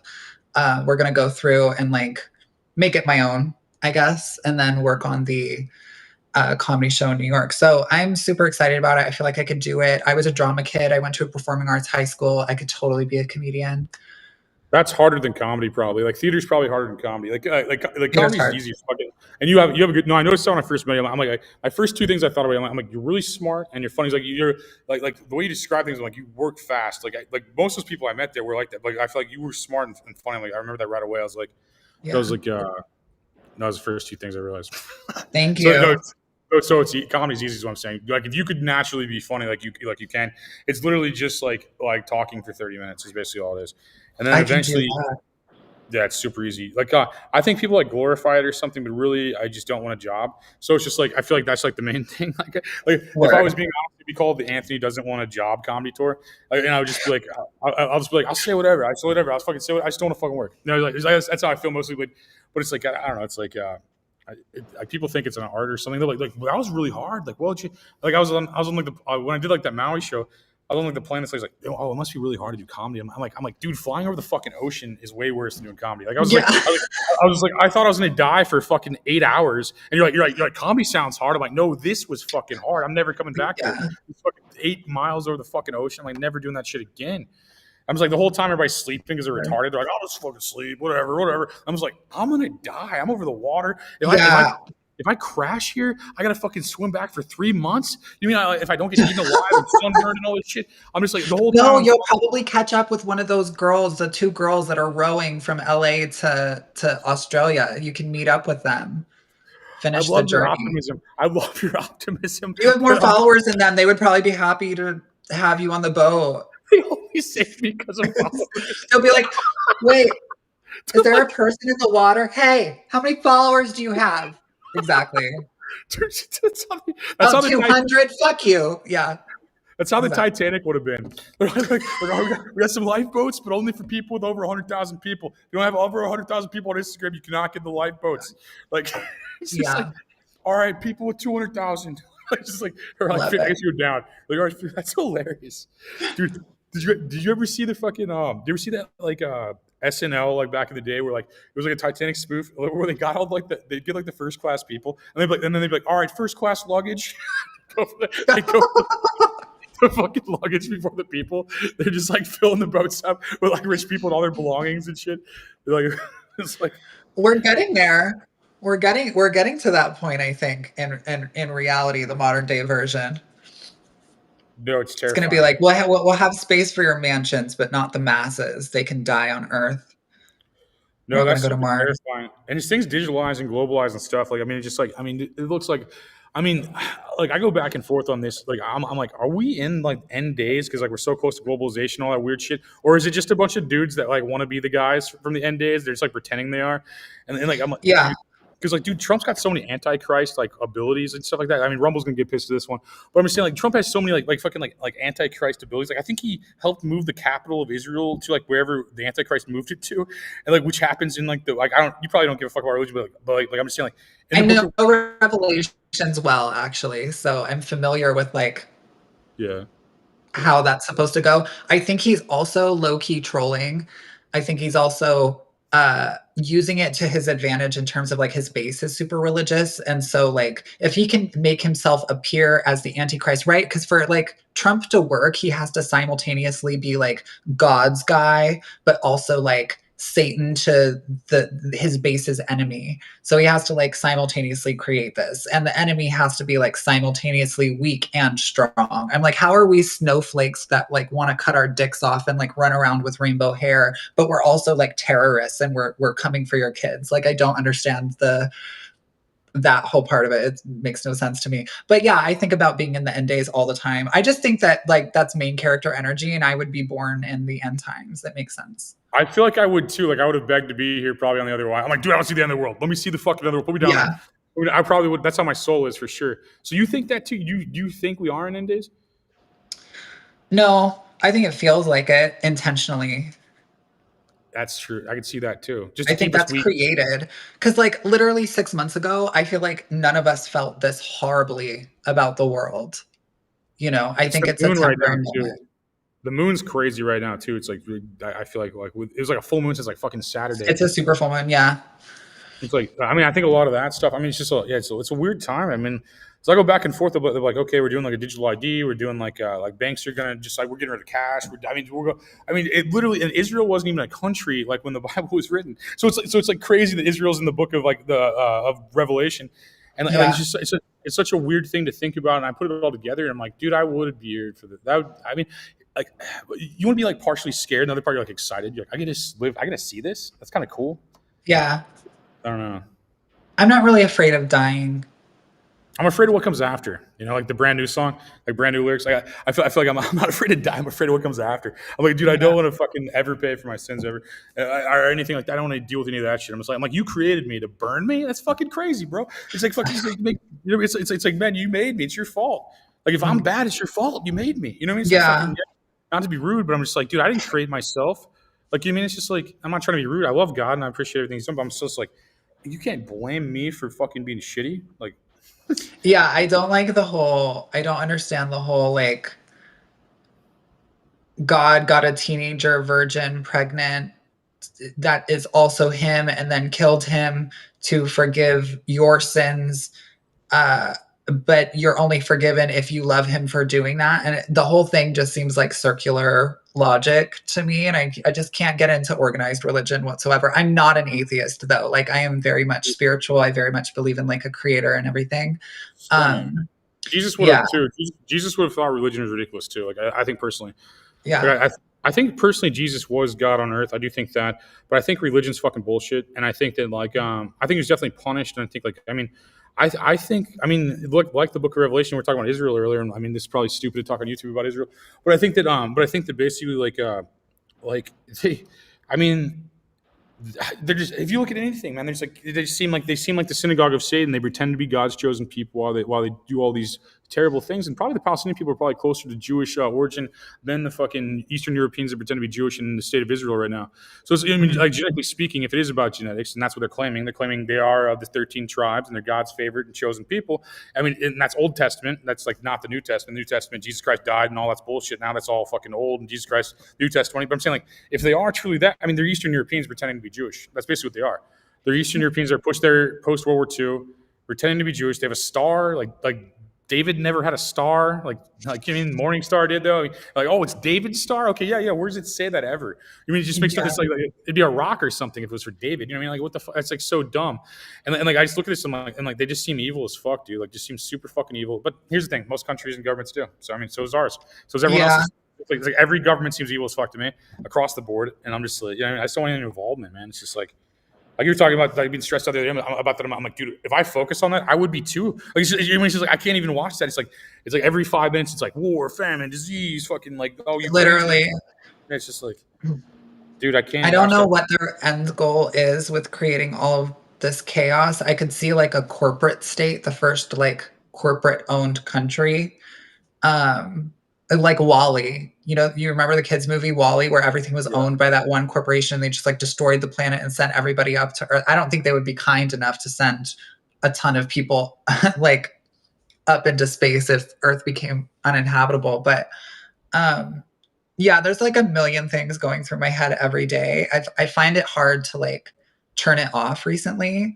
Like I had to delete all the social media apps off my phone and my iPad and everything because I was just like doom scrolling and getting so much anxiety about it. I was just like, but then it's crazy because like you see all of this on social media and how I was like getting out of my I have panic attacks. So like how I was getting out of my panic was I was going out into the world and actually interacting with people and it like resets me. I'm like, okay, we're really not like in a horrible spot. Like there's a couple of people doing horrible things, but like the average American does not want to see violence towards other Americans or treat each other really poorly or whatever. Like I think we're still good people. I don't think we're as bad as we're being made out to be.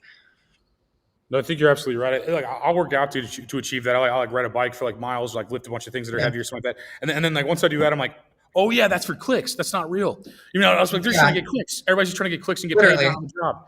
It's all a grift. It's all money. Yeah, I forgot. I forget that all the time. Like I'll just forget. Like, oh, dude, they're scaring me from. And then they keep it a low vibration and like constantly scared. So like MK Ultra works on you easier. Like to where like you're more susceptible to false information repeated to you basically when you're in a constant state of fear, so they can manipulate you. Yeah. And it's just like it's weird. It's like I feel like America is like that country that like was really good at the 70s and it peaked in 1999, like the Matrix says, and then basically like all the smart people died. So then we're just like all like, oh fuck, all the smart people that enslaved us are gone because they sold the factories to China, but the school system still prepares you for the factories. So they're like, oh, here's a bell system and here's this like mundane bullshit to keep you fucking simple and stupid. And then fucking like, oh, there's the factory that's not there. Holy fuck. So where do you go? Now you go to college, you get more debt. No, fuck, there's no jobs for college either. Fuck, we exported fucking everything. Holy shit. Okay, so I mean we're just in this weird thing where all the smart people fucking died and they sold us out. Like I say America sold us out in the 1970s at least to begin with. I mean, the federal government takeover of the Civil War probably was terrible. I mean, just a bunch of. I mean, we've had several fucking coups, you know. But I think it's like you watch this, just like you're like, oh shit, like everything's fake. And all famous people are like CIA probably because like Project Mockingbird, and like you're just like, what the fuck? It's like, everything's fucking CIA theater, and then you're just like, I don't even. It's hard. I don't know. It's like a hard thing to. The psyops. Yeah, it's hard. Everything is like they're just creating this argument. It's like I'll watch. Like my friends on the left, they'll be like, just speaking politics, the most obvious example of divide, like right now. So like my friends on the left will like be like all like George Soros type shit, and then I'll watch my Republican friends be like, oh, you got the fucking billionaires doing that, and then Elon Musk will be friends with Trump, and like they don't see that that's like billionaires. They don't see that Trump's net worth has increased $3 billion in 2025 alone. Hello, like, well, and it's really not left or right because they're all so stupid and they're all literally serving the same masters. And this whole government shutdown is about not releasing the Epstein files and literally nobody's saying it. And I'm like, that's because you're all in on it and fuck all of you. What is the point of organizing as a country and being a country if we're letting that slide? Like, fuck that. Well, no. And then you had like Trump put in his like he put in this FBI advisor. He just put a podcaster in control of the FBI, yeah. and like you see his before and after pictures. Like before, he looks like me, just some dude trying to get rich. Now he looks like this all the time. Yeah, he's like his eyes are like this. So, I mean, he's seen some shit, dude. I'm like, what is he not telling me? I'm like, tell me, like, Cash Patel, tell me what you saw. Tell me what you saw. It's all gonna come out. Listen, it's all going to come out. It's all gonna come out. Though the veil between good and evil is very thin right now, and I think it happened 5 years ago, and that's why we're trying to distance. They try to distance us at first. They're like, no, stay in your house, dude. They're like, oh, it's scary out here. It's fucking, dude, no, it's so really scary. Stay in your fucking house, be our slave. I mean, no, I'm sorry, no, stay inside. It's a disease or something. You know, they like try to scare you into this weird Nazi Anne Frank state where you're just like staying in your fucking house all the time, and then like I feel like the veil lifted around then, And then that's why the internet was so censored. Do you remember how censored the 2020 internet was? Somewhat. I wasn't on the internet. Like I wasn't doing internet for a living at the time. I was like reading books with my cat on my balcony, getting drunk. That's better. That's fucking better. Yeah. But dude, no, they would just be like, they would say like crazy shit. Like they would like so like I mean, there's so many stories that broke that they suppressed, and it was just crazy. And it's like you're like watching this, I'm like, dude, I saw everything you guys posted before you deleted it. Like, what are you talking? You just like you think that's okay? Like, and they reduced like Hunter Biden's laptop just to like this like minuscule story, when really he was like caught like hooking up with children and stuff like that. And, like he returned his laptop, and they had access to his Apple ID, and they had him hooking up like an Obama's daughter. Basically, there's a picture of him like railing some like a young black girl with, and then you zoom in on the credit card, and it would be one of the Obama daughters basically on the credit card, and like there's all this different stuff. Oh my God. He had children massaging him and all this weird stuff, but they try to play it like whenever it got leaked the second time to like Telegram and all this other stuff, it was just him hooking up with hookers like he's Charlie Sheen. It's like oh yeah, Hunter smoked a little crack, hooked up with some hookers. I'm like, those were children in the original drop, and that's what they suppressed.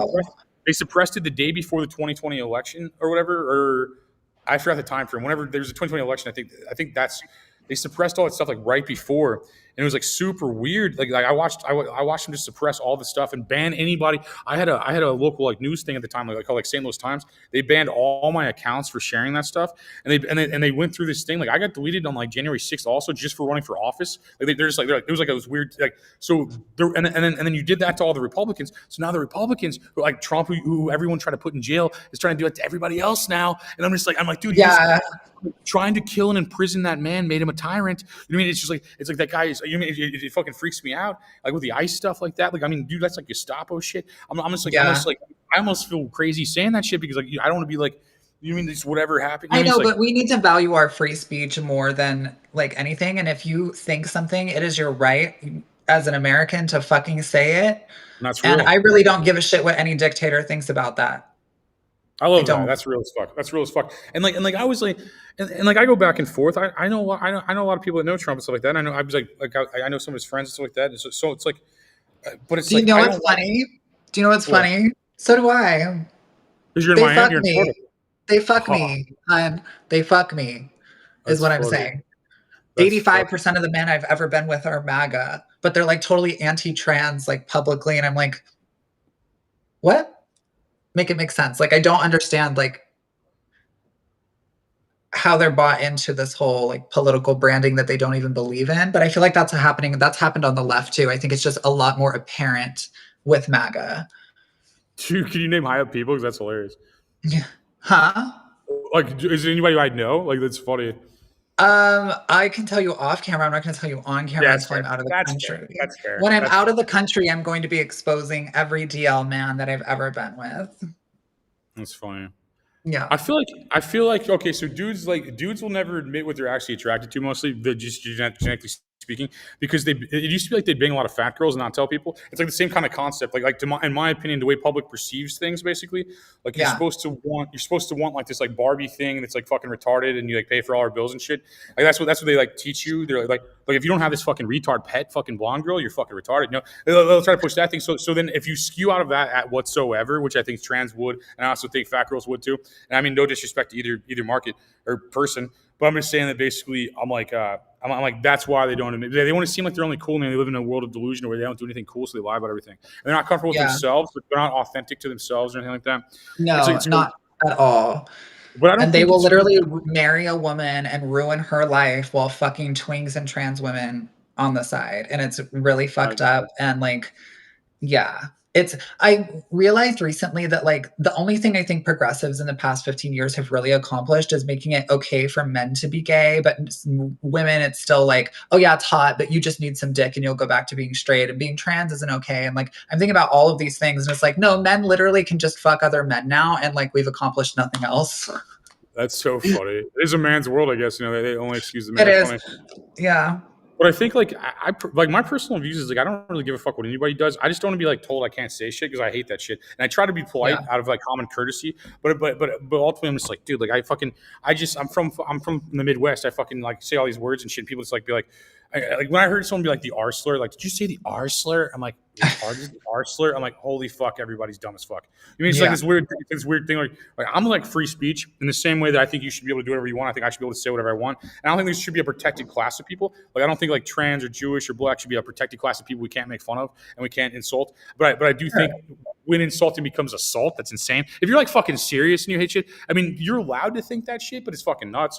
I mean, like to be honest, you're allowed to be, like, and you don't have a right to like impose that opinion onto somebody or assault them as a result of it or whatever. You know what I mean? Like if it stays in here, do your thing.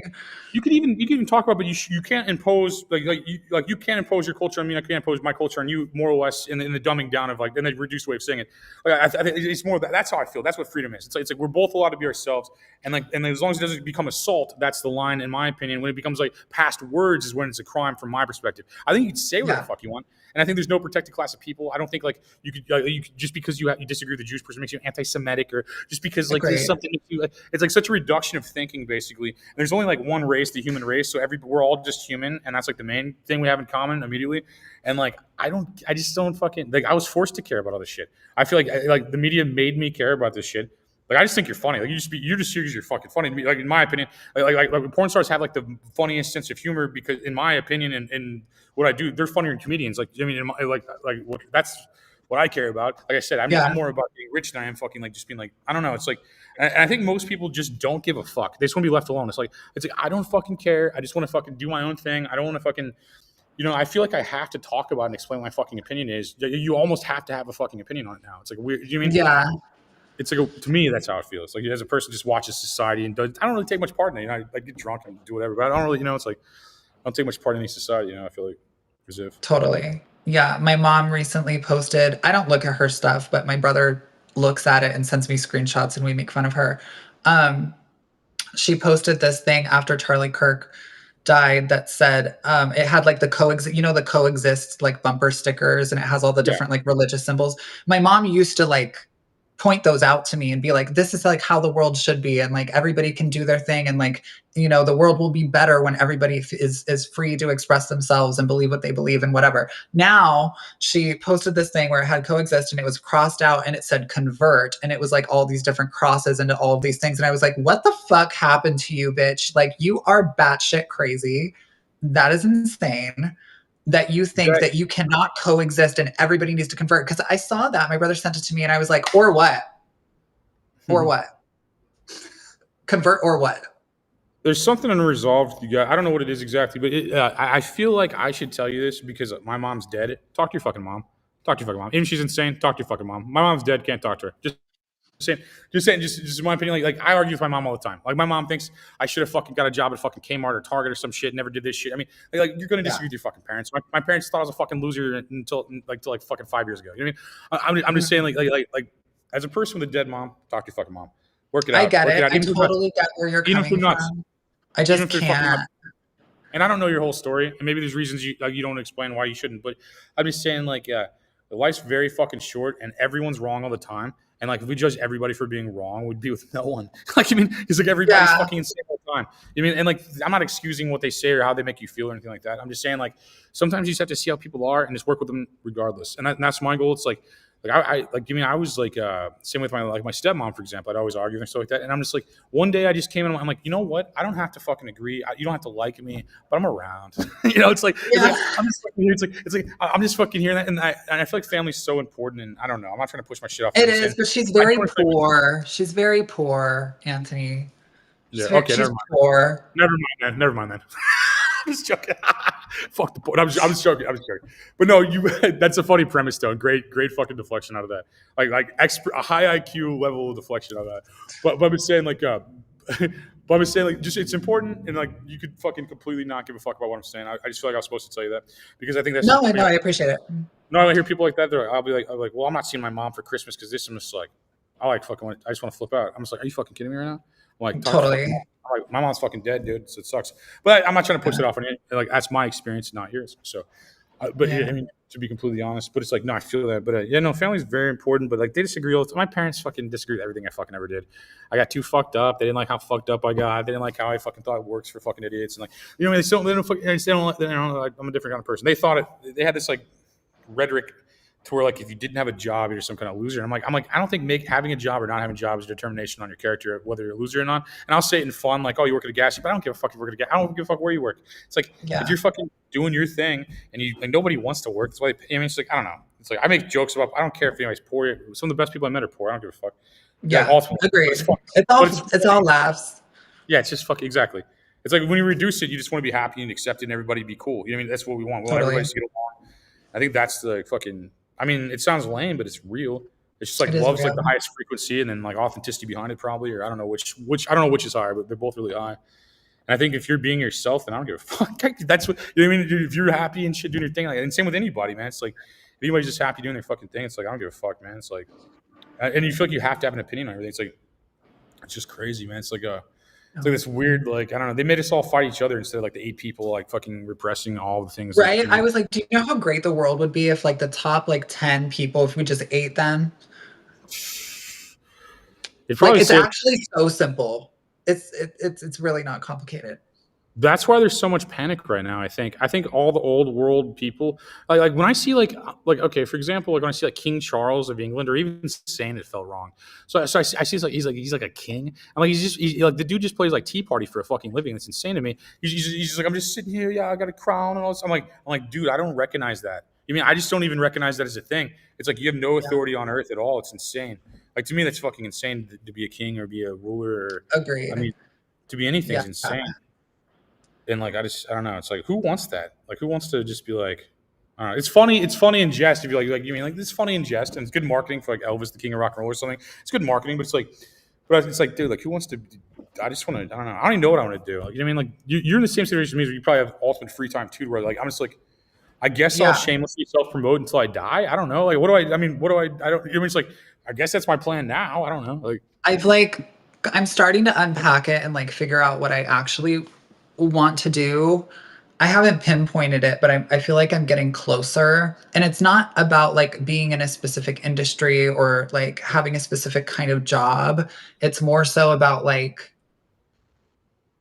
how am I expressing myself in the world in a way that feels like productive and authentic and like meaningful, right? Because like money comes easy. Money has always come easy to me. I've been self-employed since I was 19. And like I said earlier, I owned a marketing company for 6 years. I was president of a business association and nonprofit.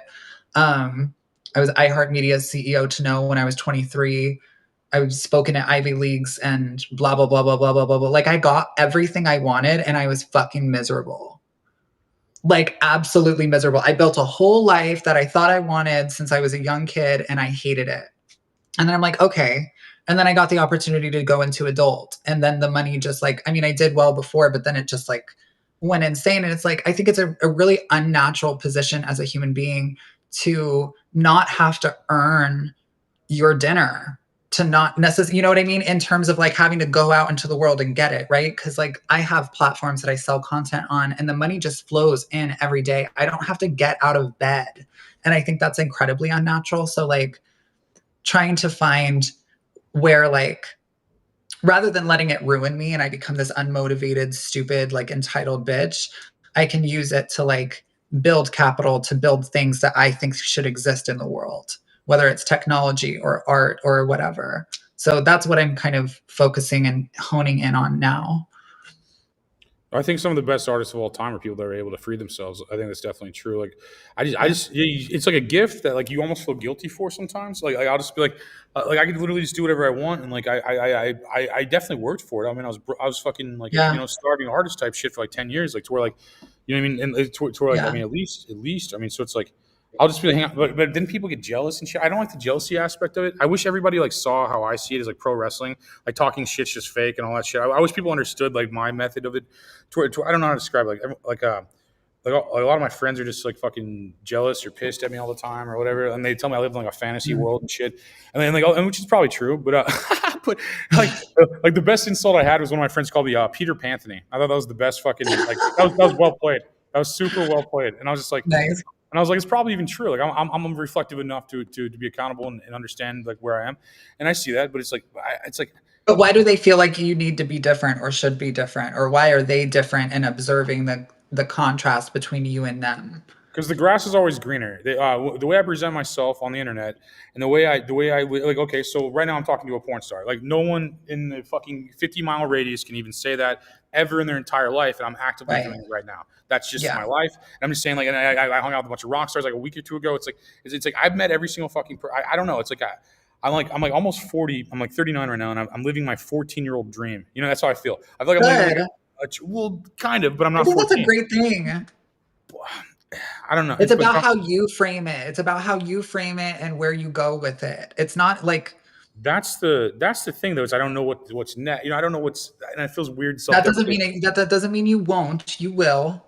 You've always known what to do next. I'm Have fine. You not?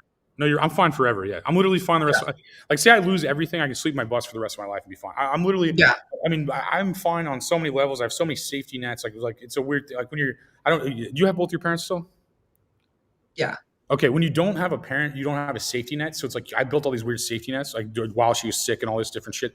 So it's like I don't know how to describe it, but it's like, and it may just reduce to that. It may just be like I just want to make my mom laugh, and then when she died, I don't even care anymore. But now I'm like doing I'm doing like theater shows and shit. I'm like having to pretend to care.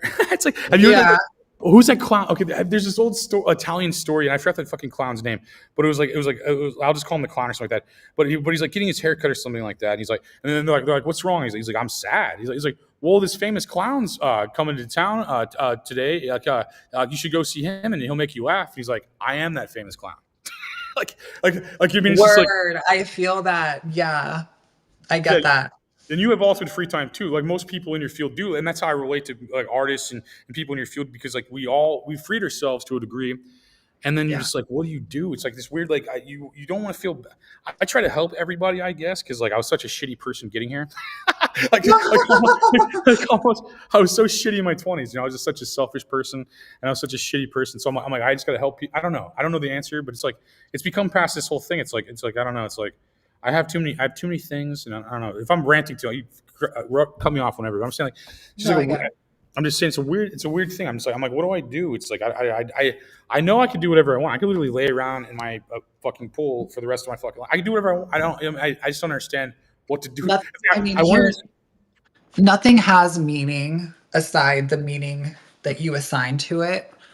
I believe that. Like for me, I grew up without a lot, and I grew up very neglected. And so I wanted to create a very abundant life where I didn't feel neglected, where I felt completely taken care of, where I was in a cocoon of comfort and luxury that, you know, I controlled, right? I did that a lot sooner in life than I thought I was going to. And then it was like, now what? And all of these other things seem so meaningless in comparison to that. But that would have seemed meaningless to me if I had grown up in it, right? So I was like, my upbringing and my lived experience created this hyperfixation and ambition toward that goal. And then once I got it, it was like, what now? So now it's just literally you can put that same energy toward anything.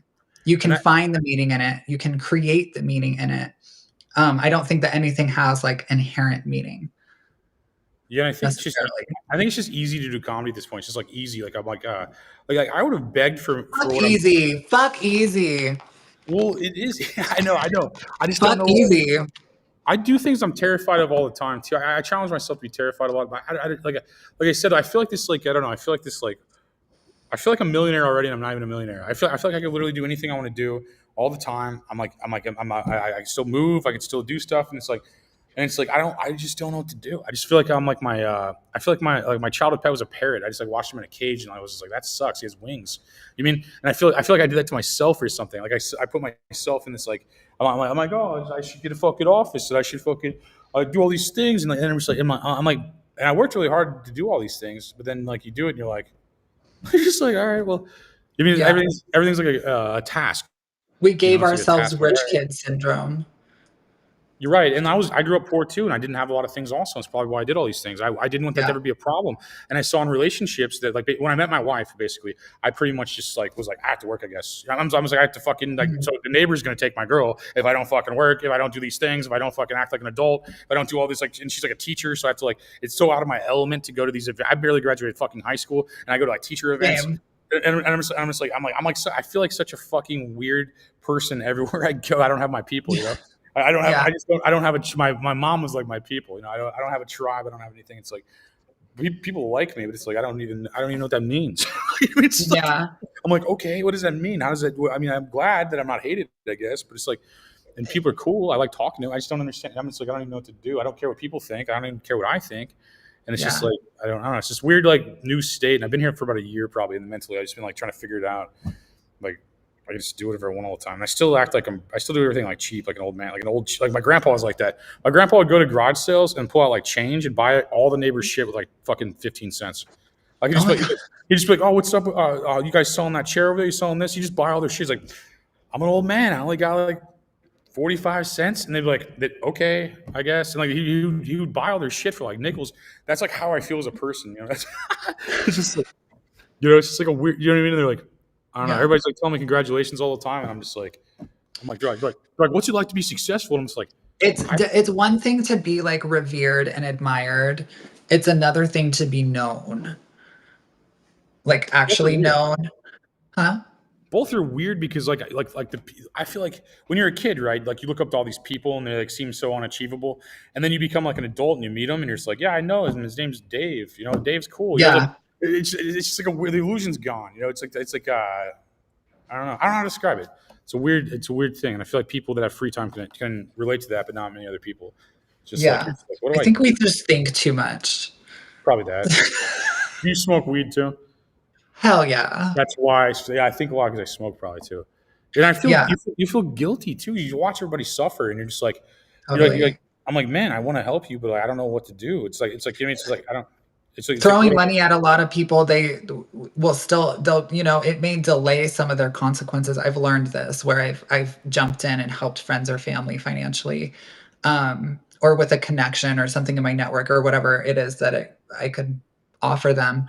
And a few months later, they end up in the same position ultimately. And so it's not so much about like saving people from the reality that they created. And sometimes it's not always people's fault, but people have to learn their lessons and go through their trials just like we did to get to this point. And I think we put ourselves through a lot to get to this point. And it's like choose your heart. You can either be poor and not be able to make ends meet and live like that, or you can constantly be uncomfortable and constantly be pushing yourself, and that's your hard. Yeah, it's like you can't turn it off. Yeah, I feel like it's like Jay Leno when he retired. Like he came back because he couldn't be retired.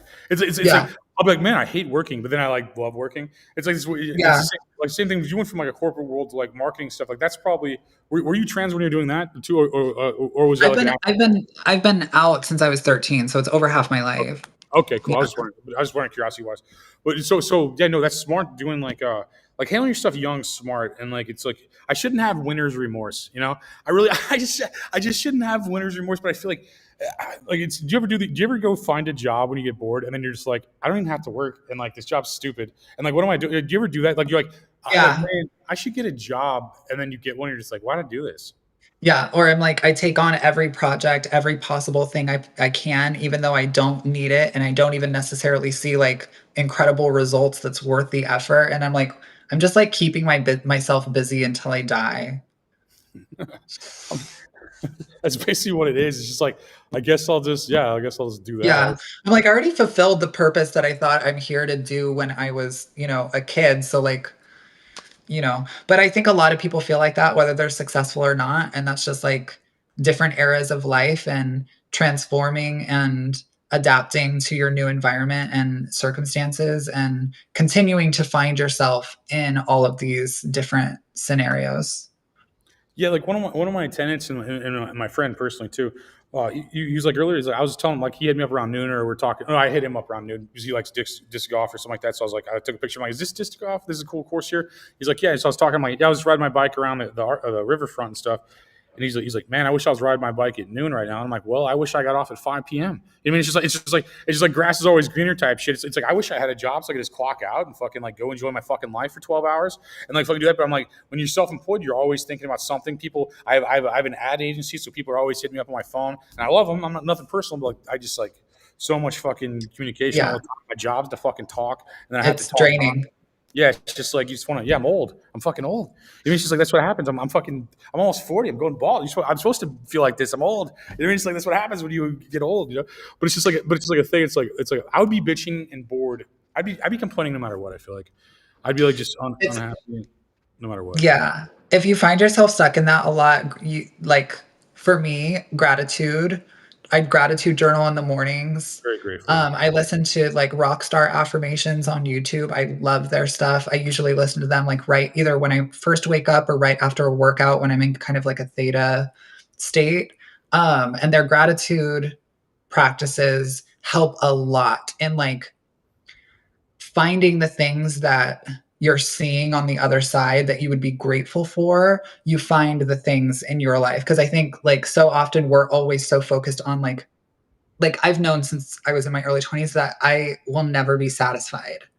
As soon as I get any goal, I'm going to want to do it bigger and better and, whatever.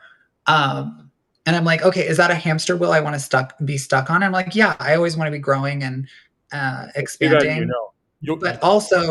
But also being grateful for where I'm at and what I have in my life. And it's literally the little things. It's my cat coming up to me when I first wake up and snuggling up to me. It's like having the sun shining when I walk out on my balcony. It's like little tiny things, and like training yourself to be appreciative of those, I think brings a lot more fulfillment. And you don't start to like externalize your fulfillment and like validation as much.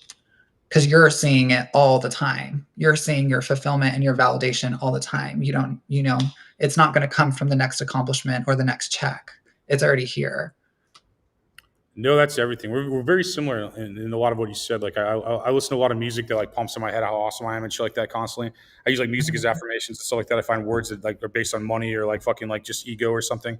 And then I wake up, I fucking literally smoke weed in the most beautiful fucking park of all time with like a fucking monument in the background, a pond everywhere. And then I eat my lunch. I eat my breakfast, I guess. I eat my breakfast at noon and then like smoke a joint and fucking like enjoy my day. I work out. I do the same thing. I'm very similar. I think we're very similar in that regard. And then like I noticed that about you in the beginning too. When I first met you, I hadn't heard of you. No disrespect at all. You probably hadn't heard of me and vice versa. No, I'm still small. Like I'm just now. I'm not saying that though. That's not what I'm saying. I'm basically like when I first met you, I didn't know that. So I watched, and then you're around all these huge people, like Emma Rose and Ebony Mystique are huge fucking porn stars. Like to be honest, yeah. And I see what you're doing. You're around all these huge people, and you're smart, and you're putting in the work to become like that yourself. And I'm watching you do that, and it's like anytime, like anytime I'll like on Instagram or something, I'll look at that, I'm like. She's like way bigger than she was last. Like, it's like one of those things that you keep consistently growing and working, and I see that, and I think that's what I relate to in people more than anything. Even if it's a completely different field, that like, I mean, it's a completely fucking different field. But I think like I see that in people, and I'm like, that's what I like. I like seeing people fucking blow up all the time, and like you're already killing it, but like I see you do more and more stuff that's big. I haven't posted on Instagram in like 2 months. Maybe it was I don't know. Maybe it's the vibe. I think it was I don't know. I grew a lot. I don't get attached to Instagram because I get banned constantly. Like I've built my Instagram up and then it's gone and I can't get it back. So like I try to like stick with Twitter consistently, but I appreciate what you're saying. Sorry, I'm getting sidetracked. It may be other social. It may be another social media. I've done a couple things, but I'm saying it may have been another one. But I'm saying like I would just see the growth and stuff like that. And it's crazy. I mean, you put yourself around winners, you win. That's how I view everything.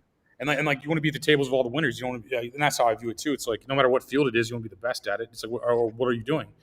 Absolutely. I was taught to take pride in any work that I did. When I was a barista at Starbucks, I made sure I was the best barista. When I was a marketer, I made sure I was the best marketer.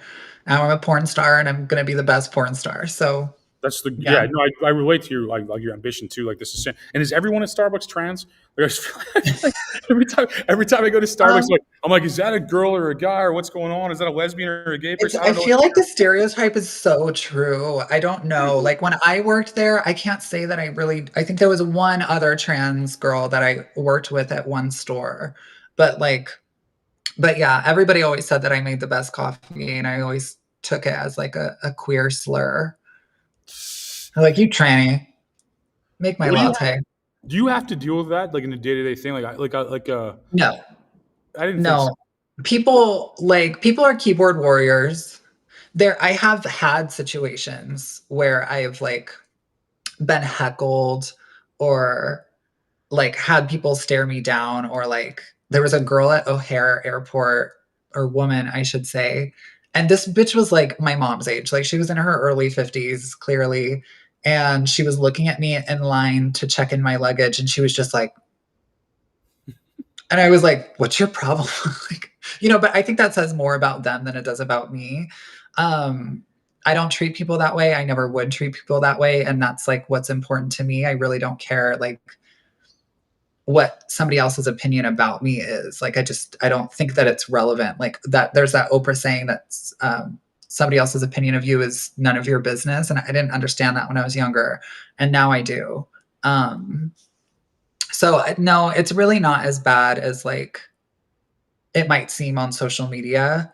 But I also like have to recognize and say that I live in a bubble of my own creation where I am siloed away from a lot of like normal life and like society.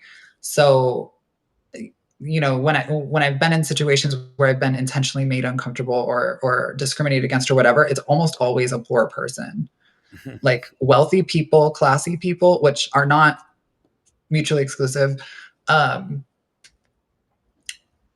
they don't act like that. Like I'm much more comfortable in a country club full of Republicans than I am in a Democratic slum, honestly. No, it's funny. Yeah, no, I think Republicans are better at economic things. They just don't have a heart. I think the left's really good like with the heart, and I think the right's really good with the mind. I think it's like logic versus heart, like really. Yeah. But man, I guess I get along with pretty much anybody, man. It's like I don't even. It's just like I don't fucking care really. It's like, I'm curious. I always want to know what people fucking think and have to deal with it. So it was like some people just like yell at me all the time about stuff. Like you don't understand this. I'm like, I know. Like I didn't say I did. Like, Yeah. I don't have to. I don't have to do it. I was just like, is that like being fat in like middle school? I was like fat in middle school. I was like, you fucking fat faggot or something. I'm like, oh, I don't know. Like I would. Okay. I was like, I guess I suck. I don't know. Like I don't. Yeah. I just never. I just when I was younger, I was just funnier, and I'd just make fun of them back or something like that. I was like, well, your parents are fucking poor. That's why you're skinny. You don't have any fucking food in your pantry. You're fucking wearing all these old ass clothes and shit like that. I would just roast everybody. I mean, that's what made me mean. Probably was being fat.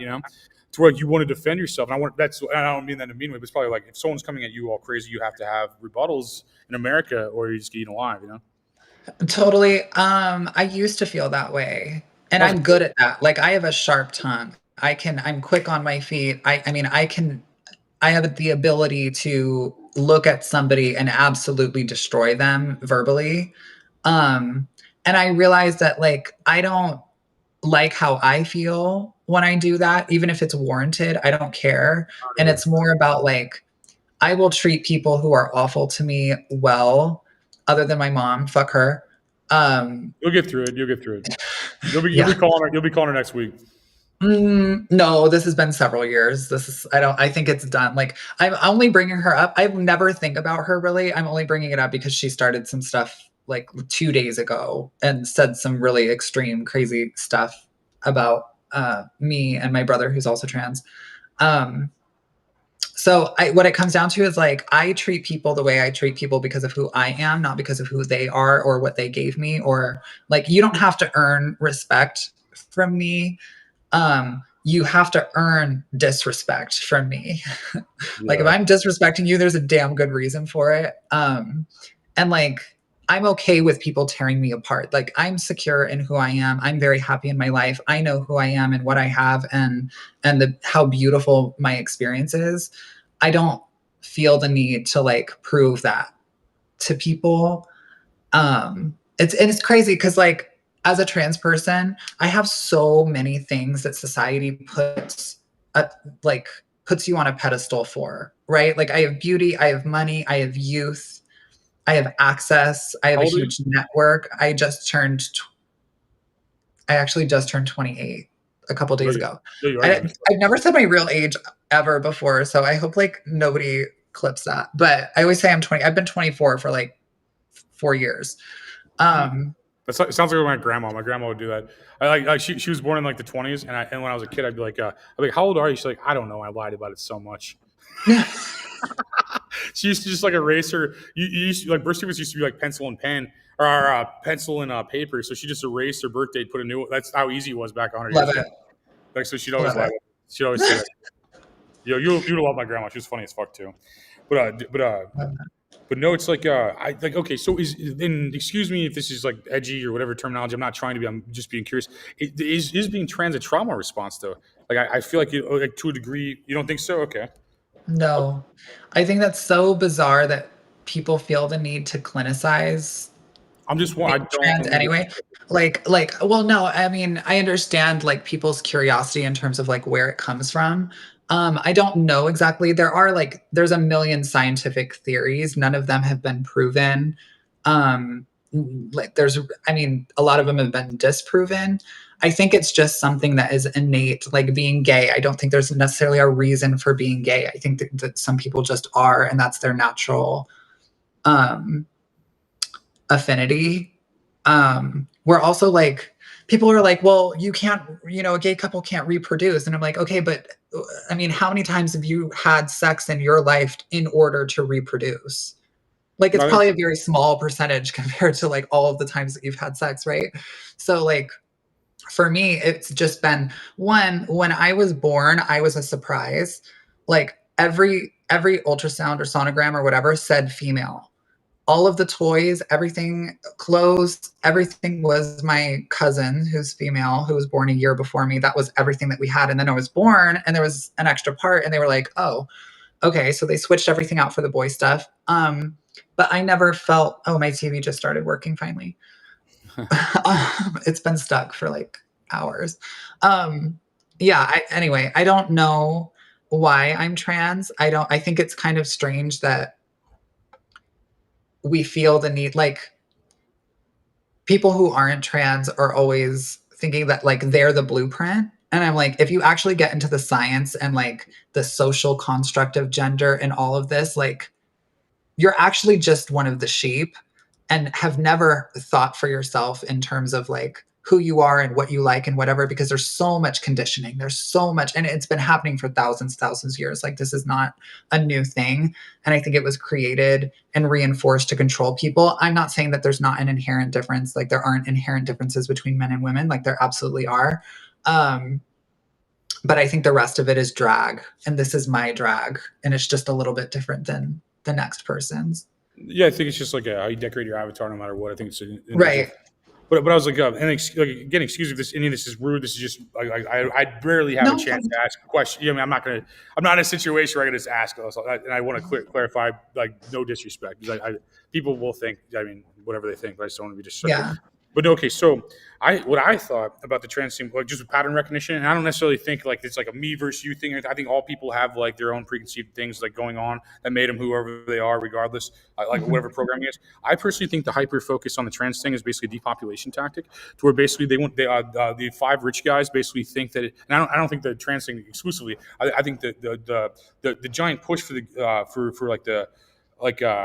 how do you say this? It was like, I think gay people existed throughout all time. I think most people probably lie about it also. I think most people are just attracted to people basically. But I'm thinking the hyper focus and fixation on it seems like a global depopulation tactic to me basically.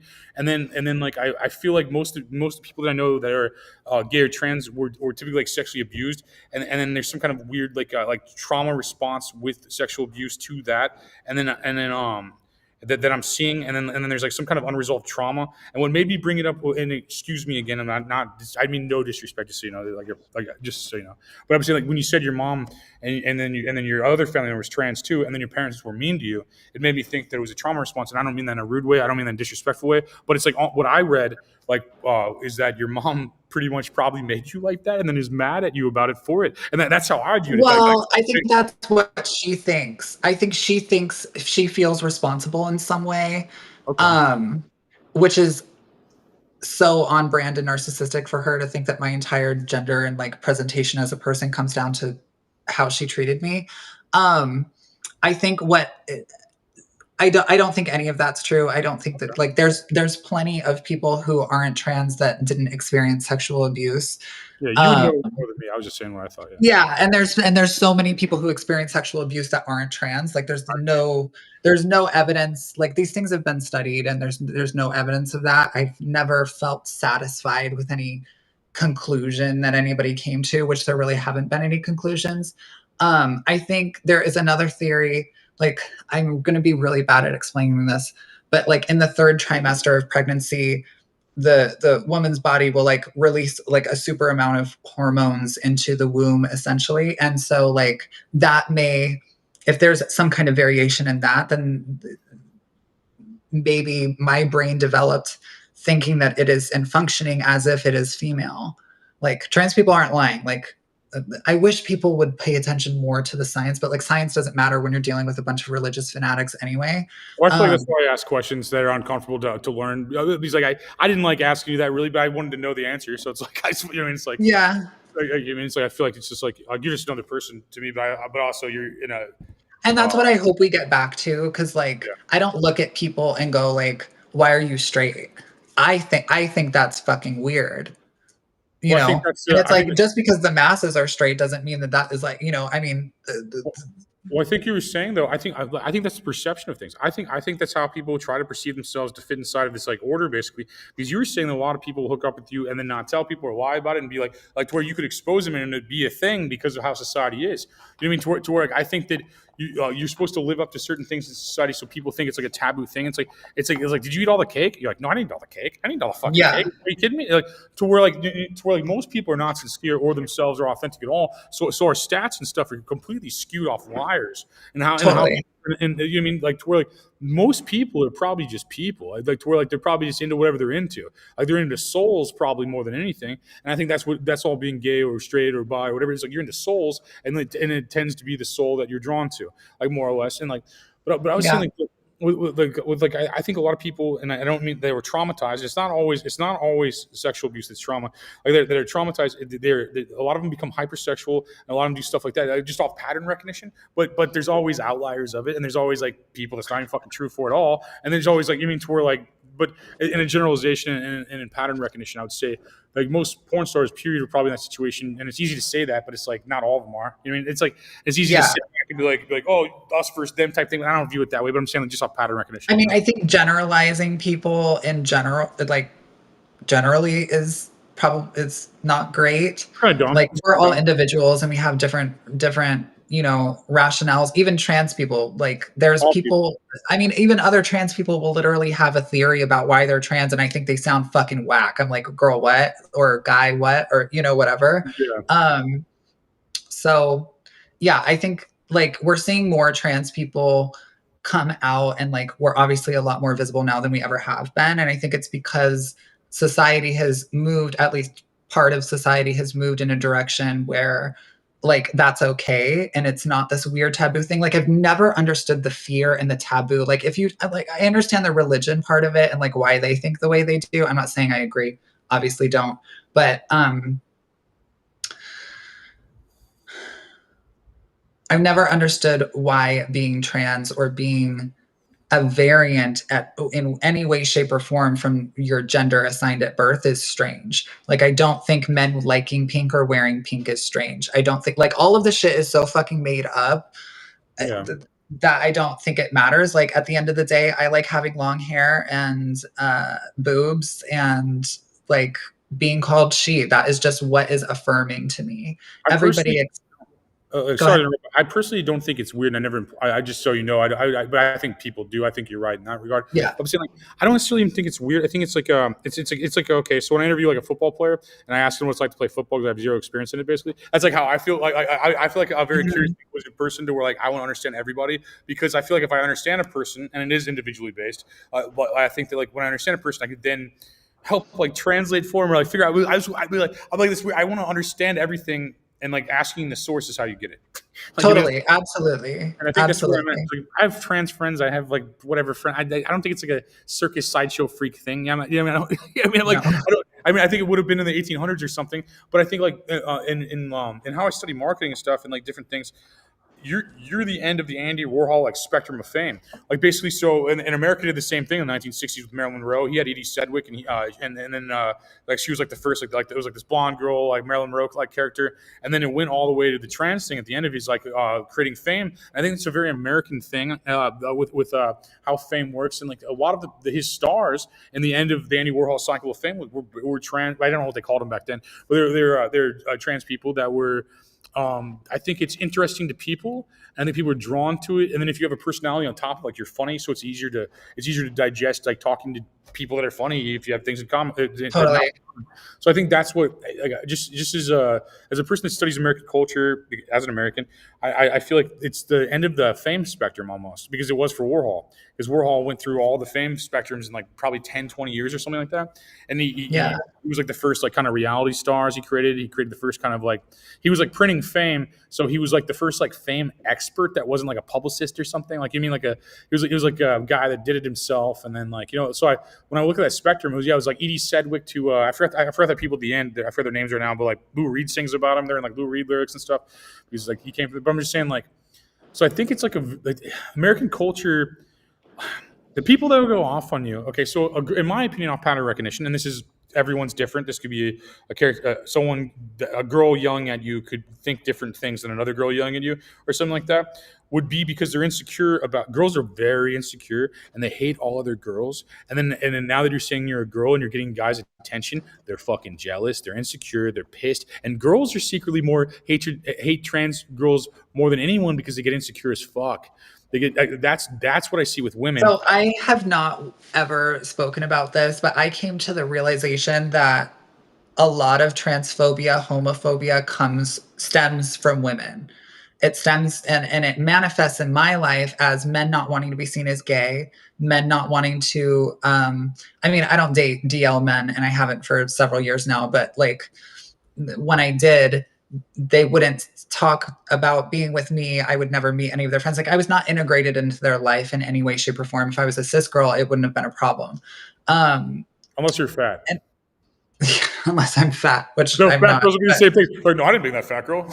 It'd be like the same thing. That's so strange to me, and I'm like, I don't really know why, but I think a lot of it comes from women. A lot of it comes from also, like, I think especially American culture is very homoerotic.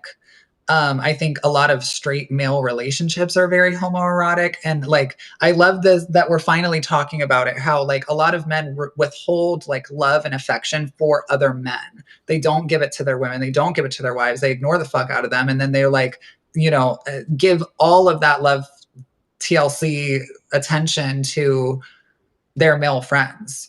But those aren't often very, like, emotionally deep relationships. They're often, like, centered around, I don't know, sports or sex or drinking or, whatever, fitness.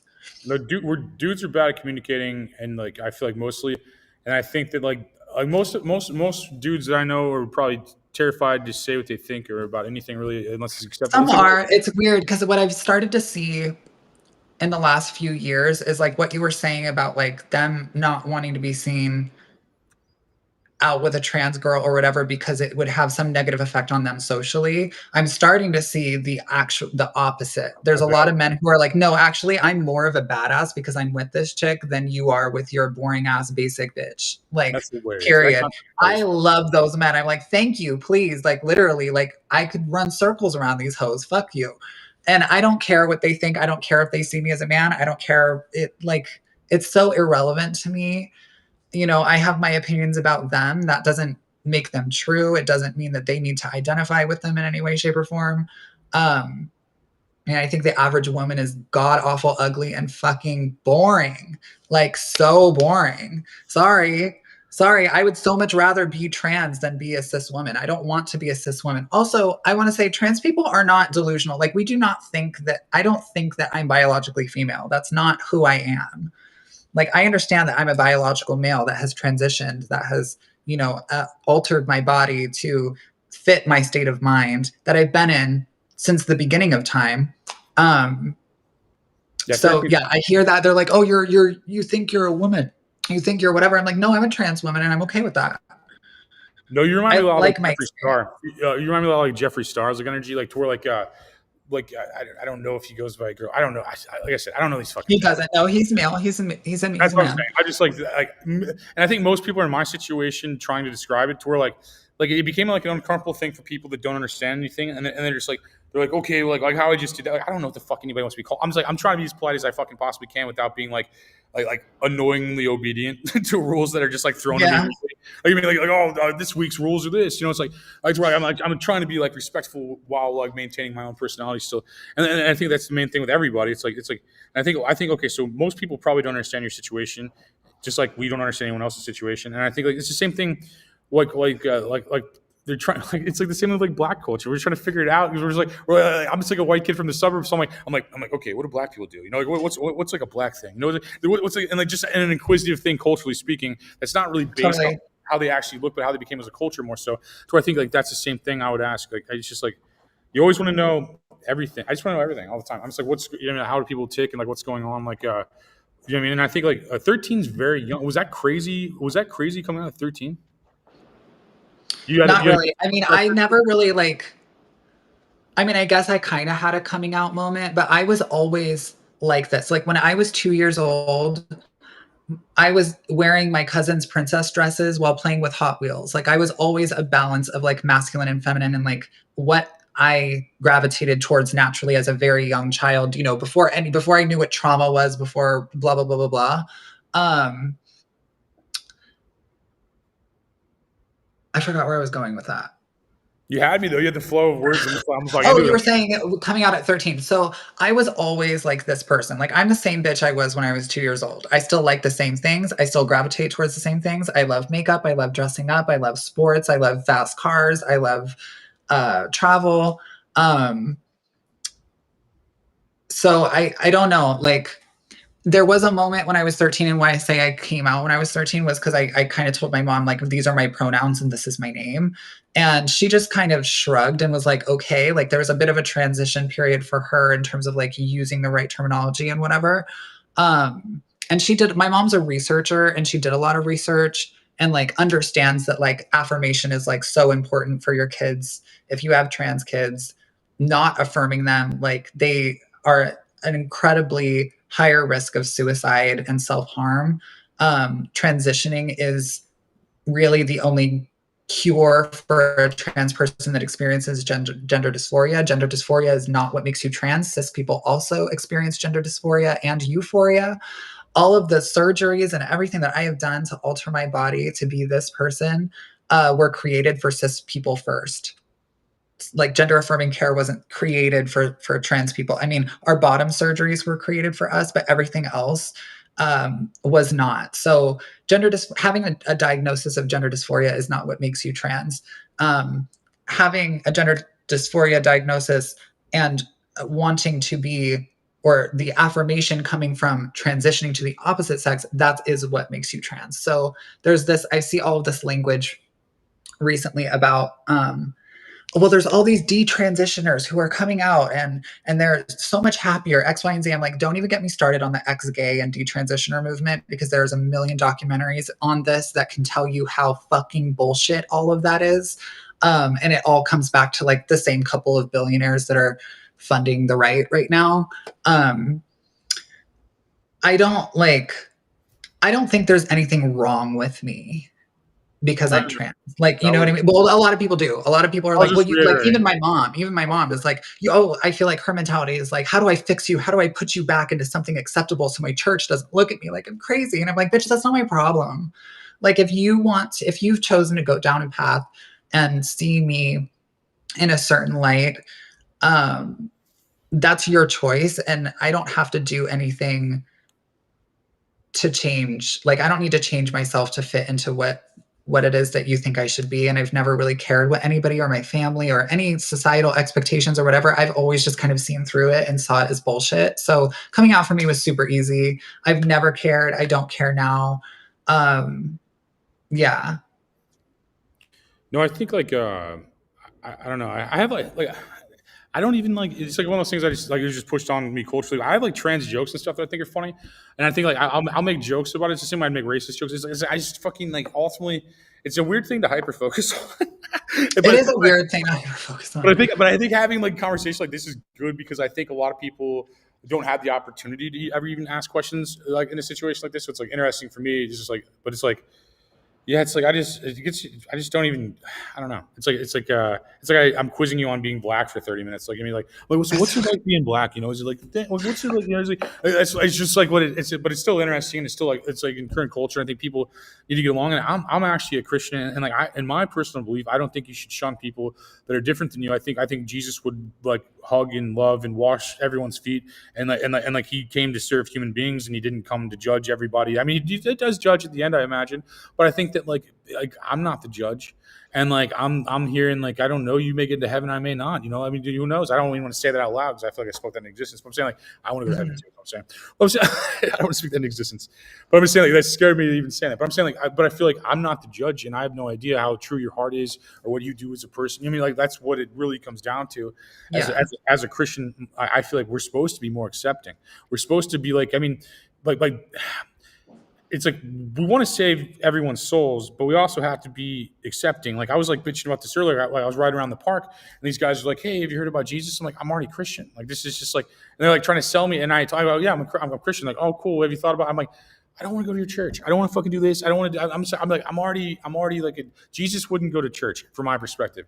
I don't think Jesus would go to church. I think church is a mistranslation in the Bible. In Greek was the word ecclesia, and the world is your church instead of a building. Like you're supposed to act righteous to everybody and be good to everybody, and that's the test. I'm not good at it, but I try my best. You know, Yeah. I think that's what Christianity truly is. Is like Jesus died for everyone's sins. So like if we're sinning and like your sins are in HD, so it's easier to judge you. You know what I'm saying? My sins are not in HD. You can't just Google me and see everything I fucking did. That's like that God said not to do. You know, I'm just being honest. So that's like I think porn stars are held to a different scrutiny than everyday people. Because like I said, their sins are in HD, so it's easier to judge. And it's easier to throw rocks at you. But I almost think the people throwing rocks are bad.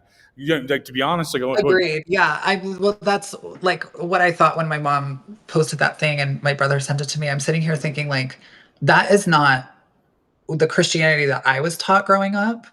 That's not how she used to be. But I think like when you mix a militant form of Christianity with politics, you get what we're seeing right now. And it's like not Christ-like whatsoever. And like Christians across the world don't act like this. I don't understand it at all. No, it's like it became like a mask or identity for like bad people to push cruel things. And I'm not saying that about your family. I'm saying that just in general. Like, I will. I'll say that about you. And that's on you. I don't know your mom and stuff, but I'm saying like I think that like it's a mask sometimes, and I wear it sometimes too. Like I'll be judgy sometimes, and I don't mean to, but I usually try to catch. I'm a person who fucks up all the time and goes back and apologizes. I'm like, okay, I did that was fucking stupid, and I shouldn't do that. I mean, I'm just like that's how I am. Like I try to correct everything I ever do. I'll just be like, okay, so I feel like the real Christianity is like is basically just loving everybody no matter what, really. And ultimately, because like you have to empathize with people. You can't just think that they're the enemy no matter what. It's like a weird thing. It's like, I mean, I don't know how to describe it, but it's like I think most people probably have demonic attachments across America. I think like that the devil is running the world. Clearly, I think that's definitely happening, and I think like God he wants to see what you do in the ant farm.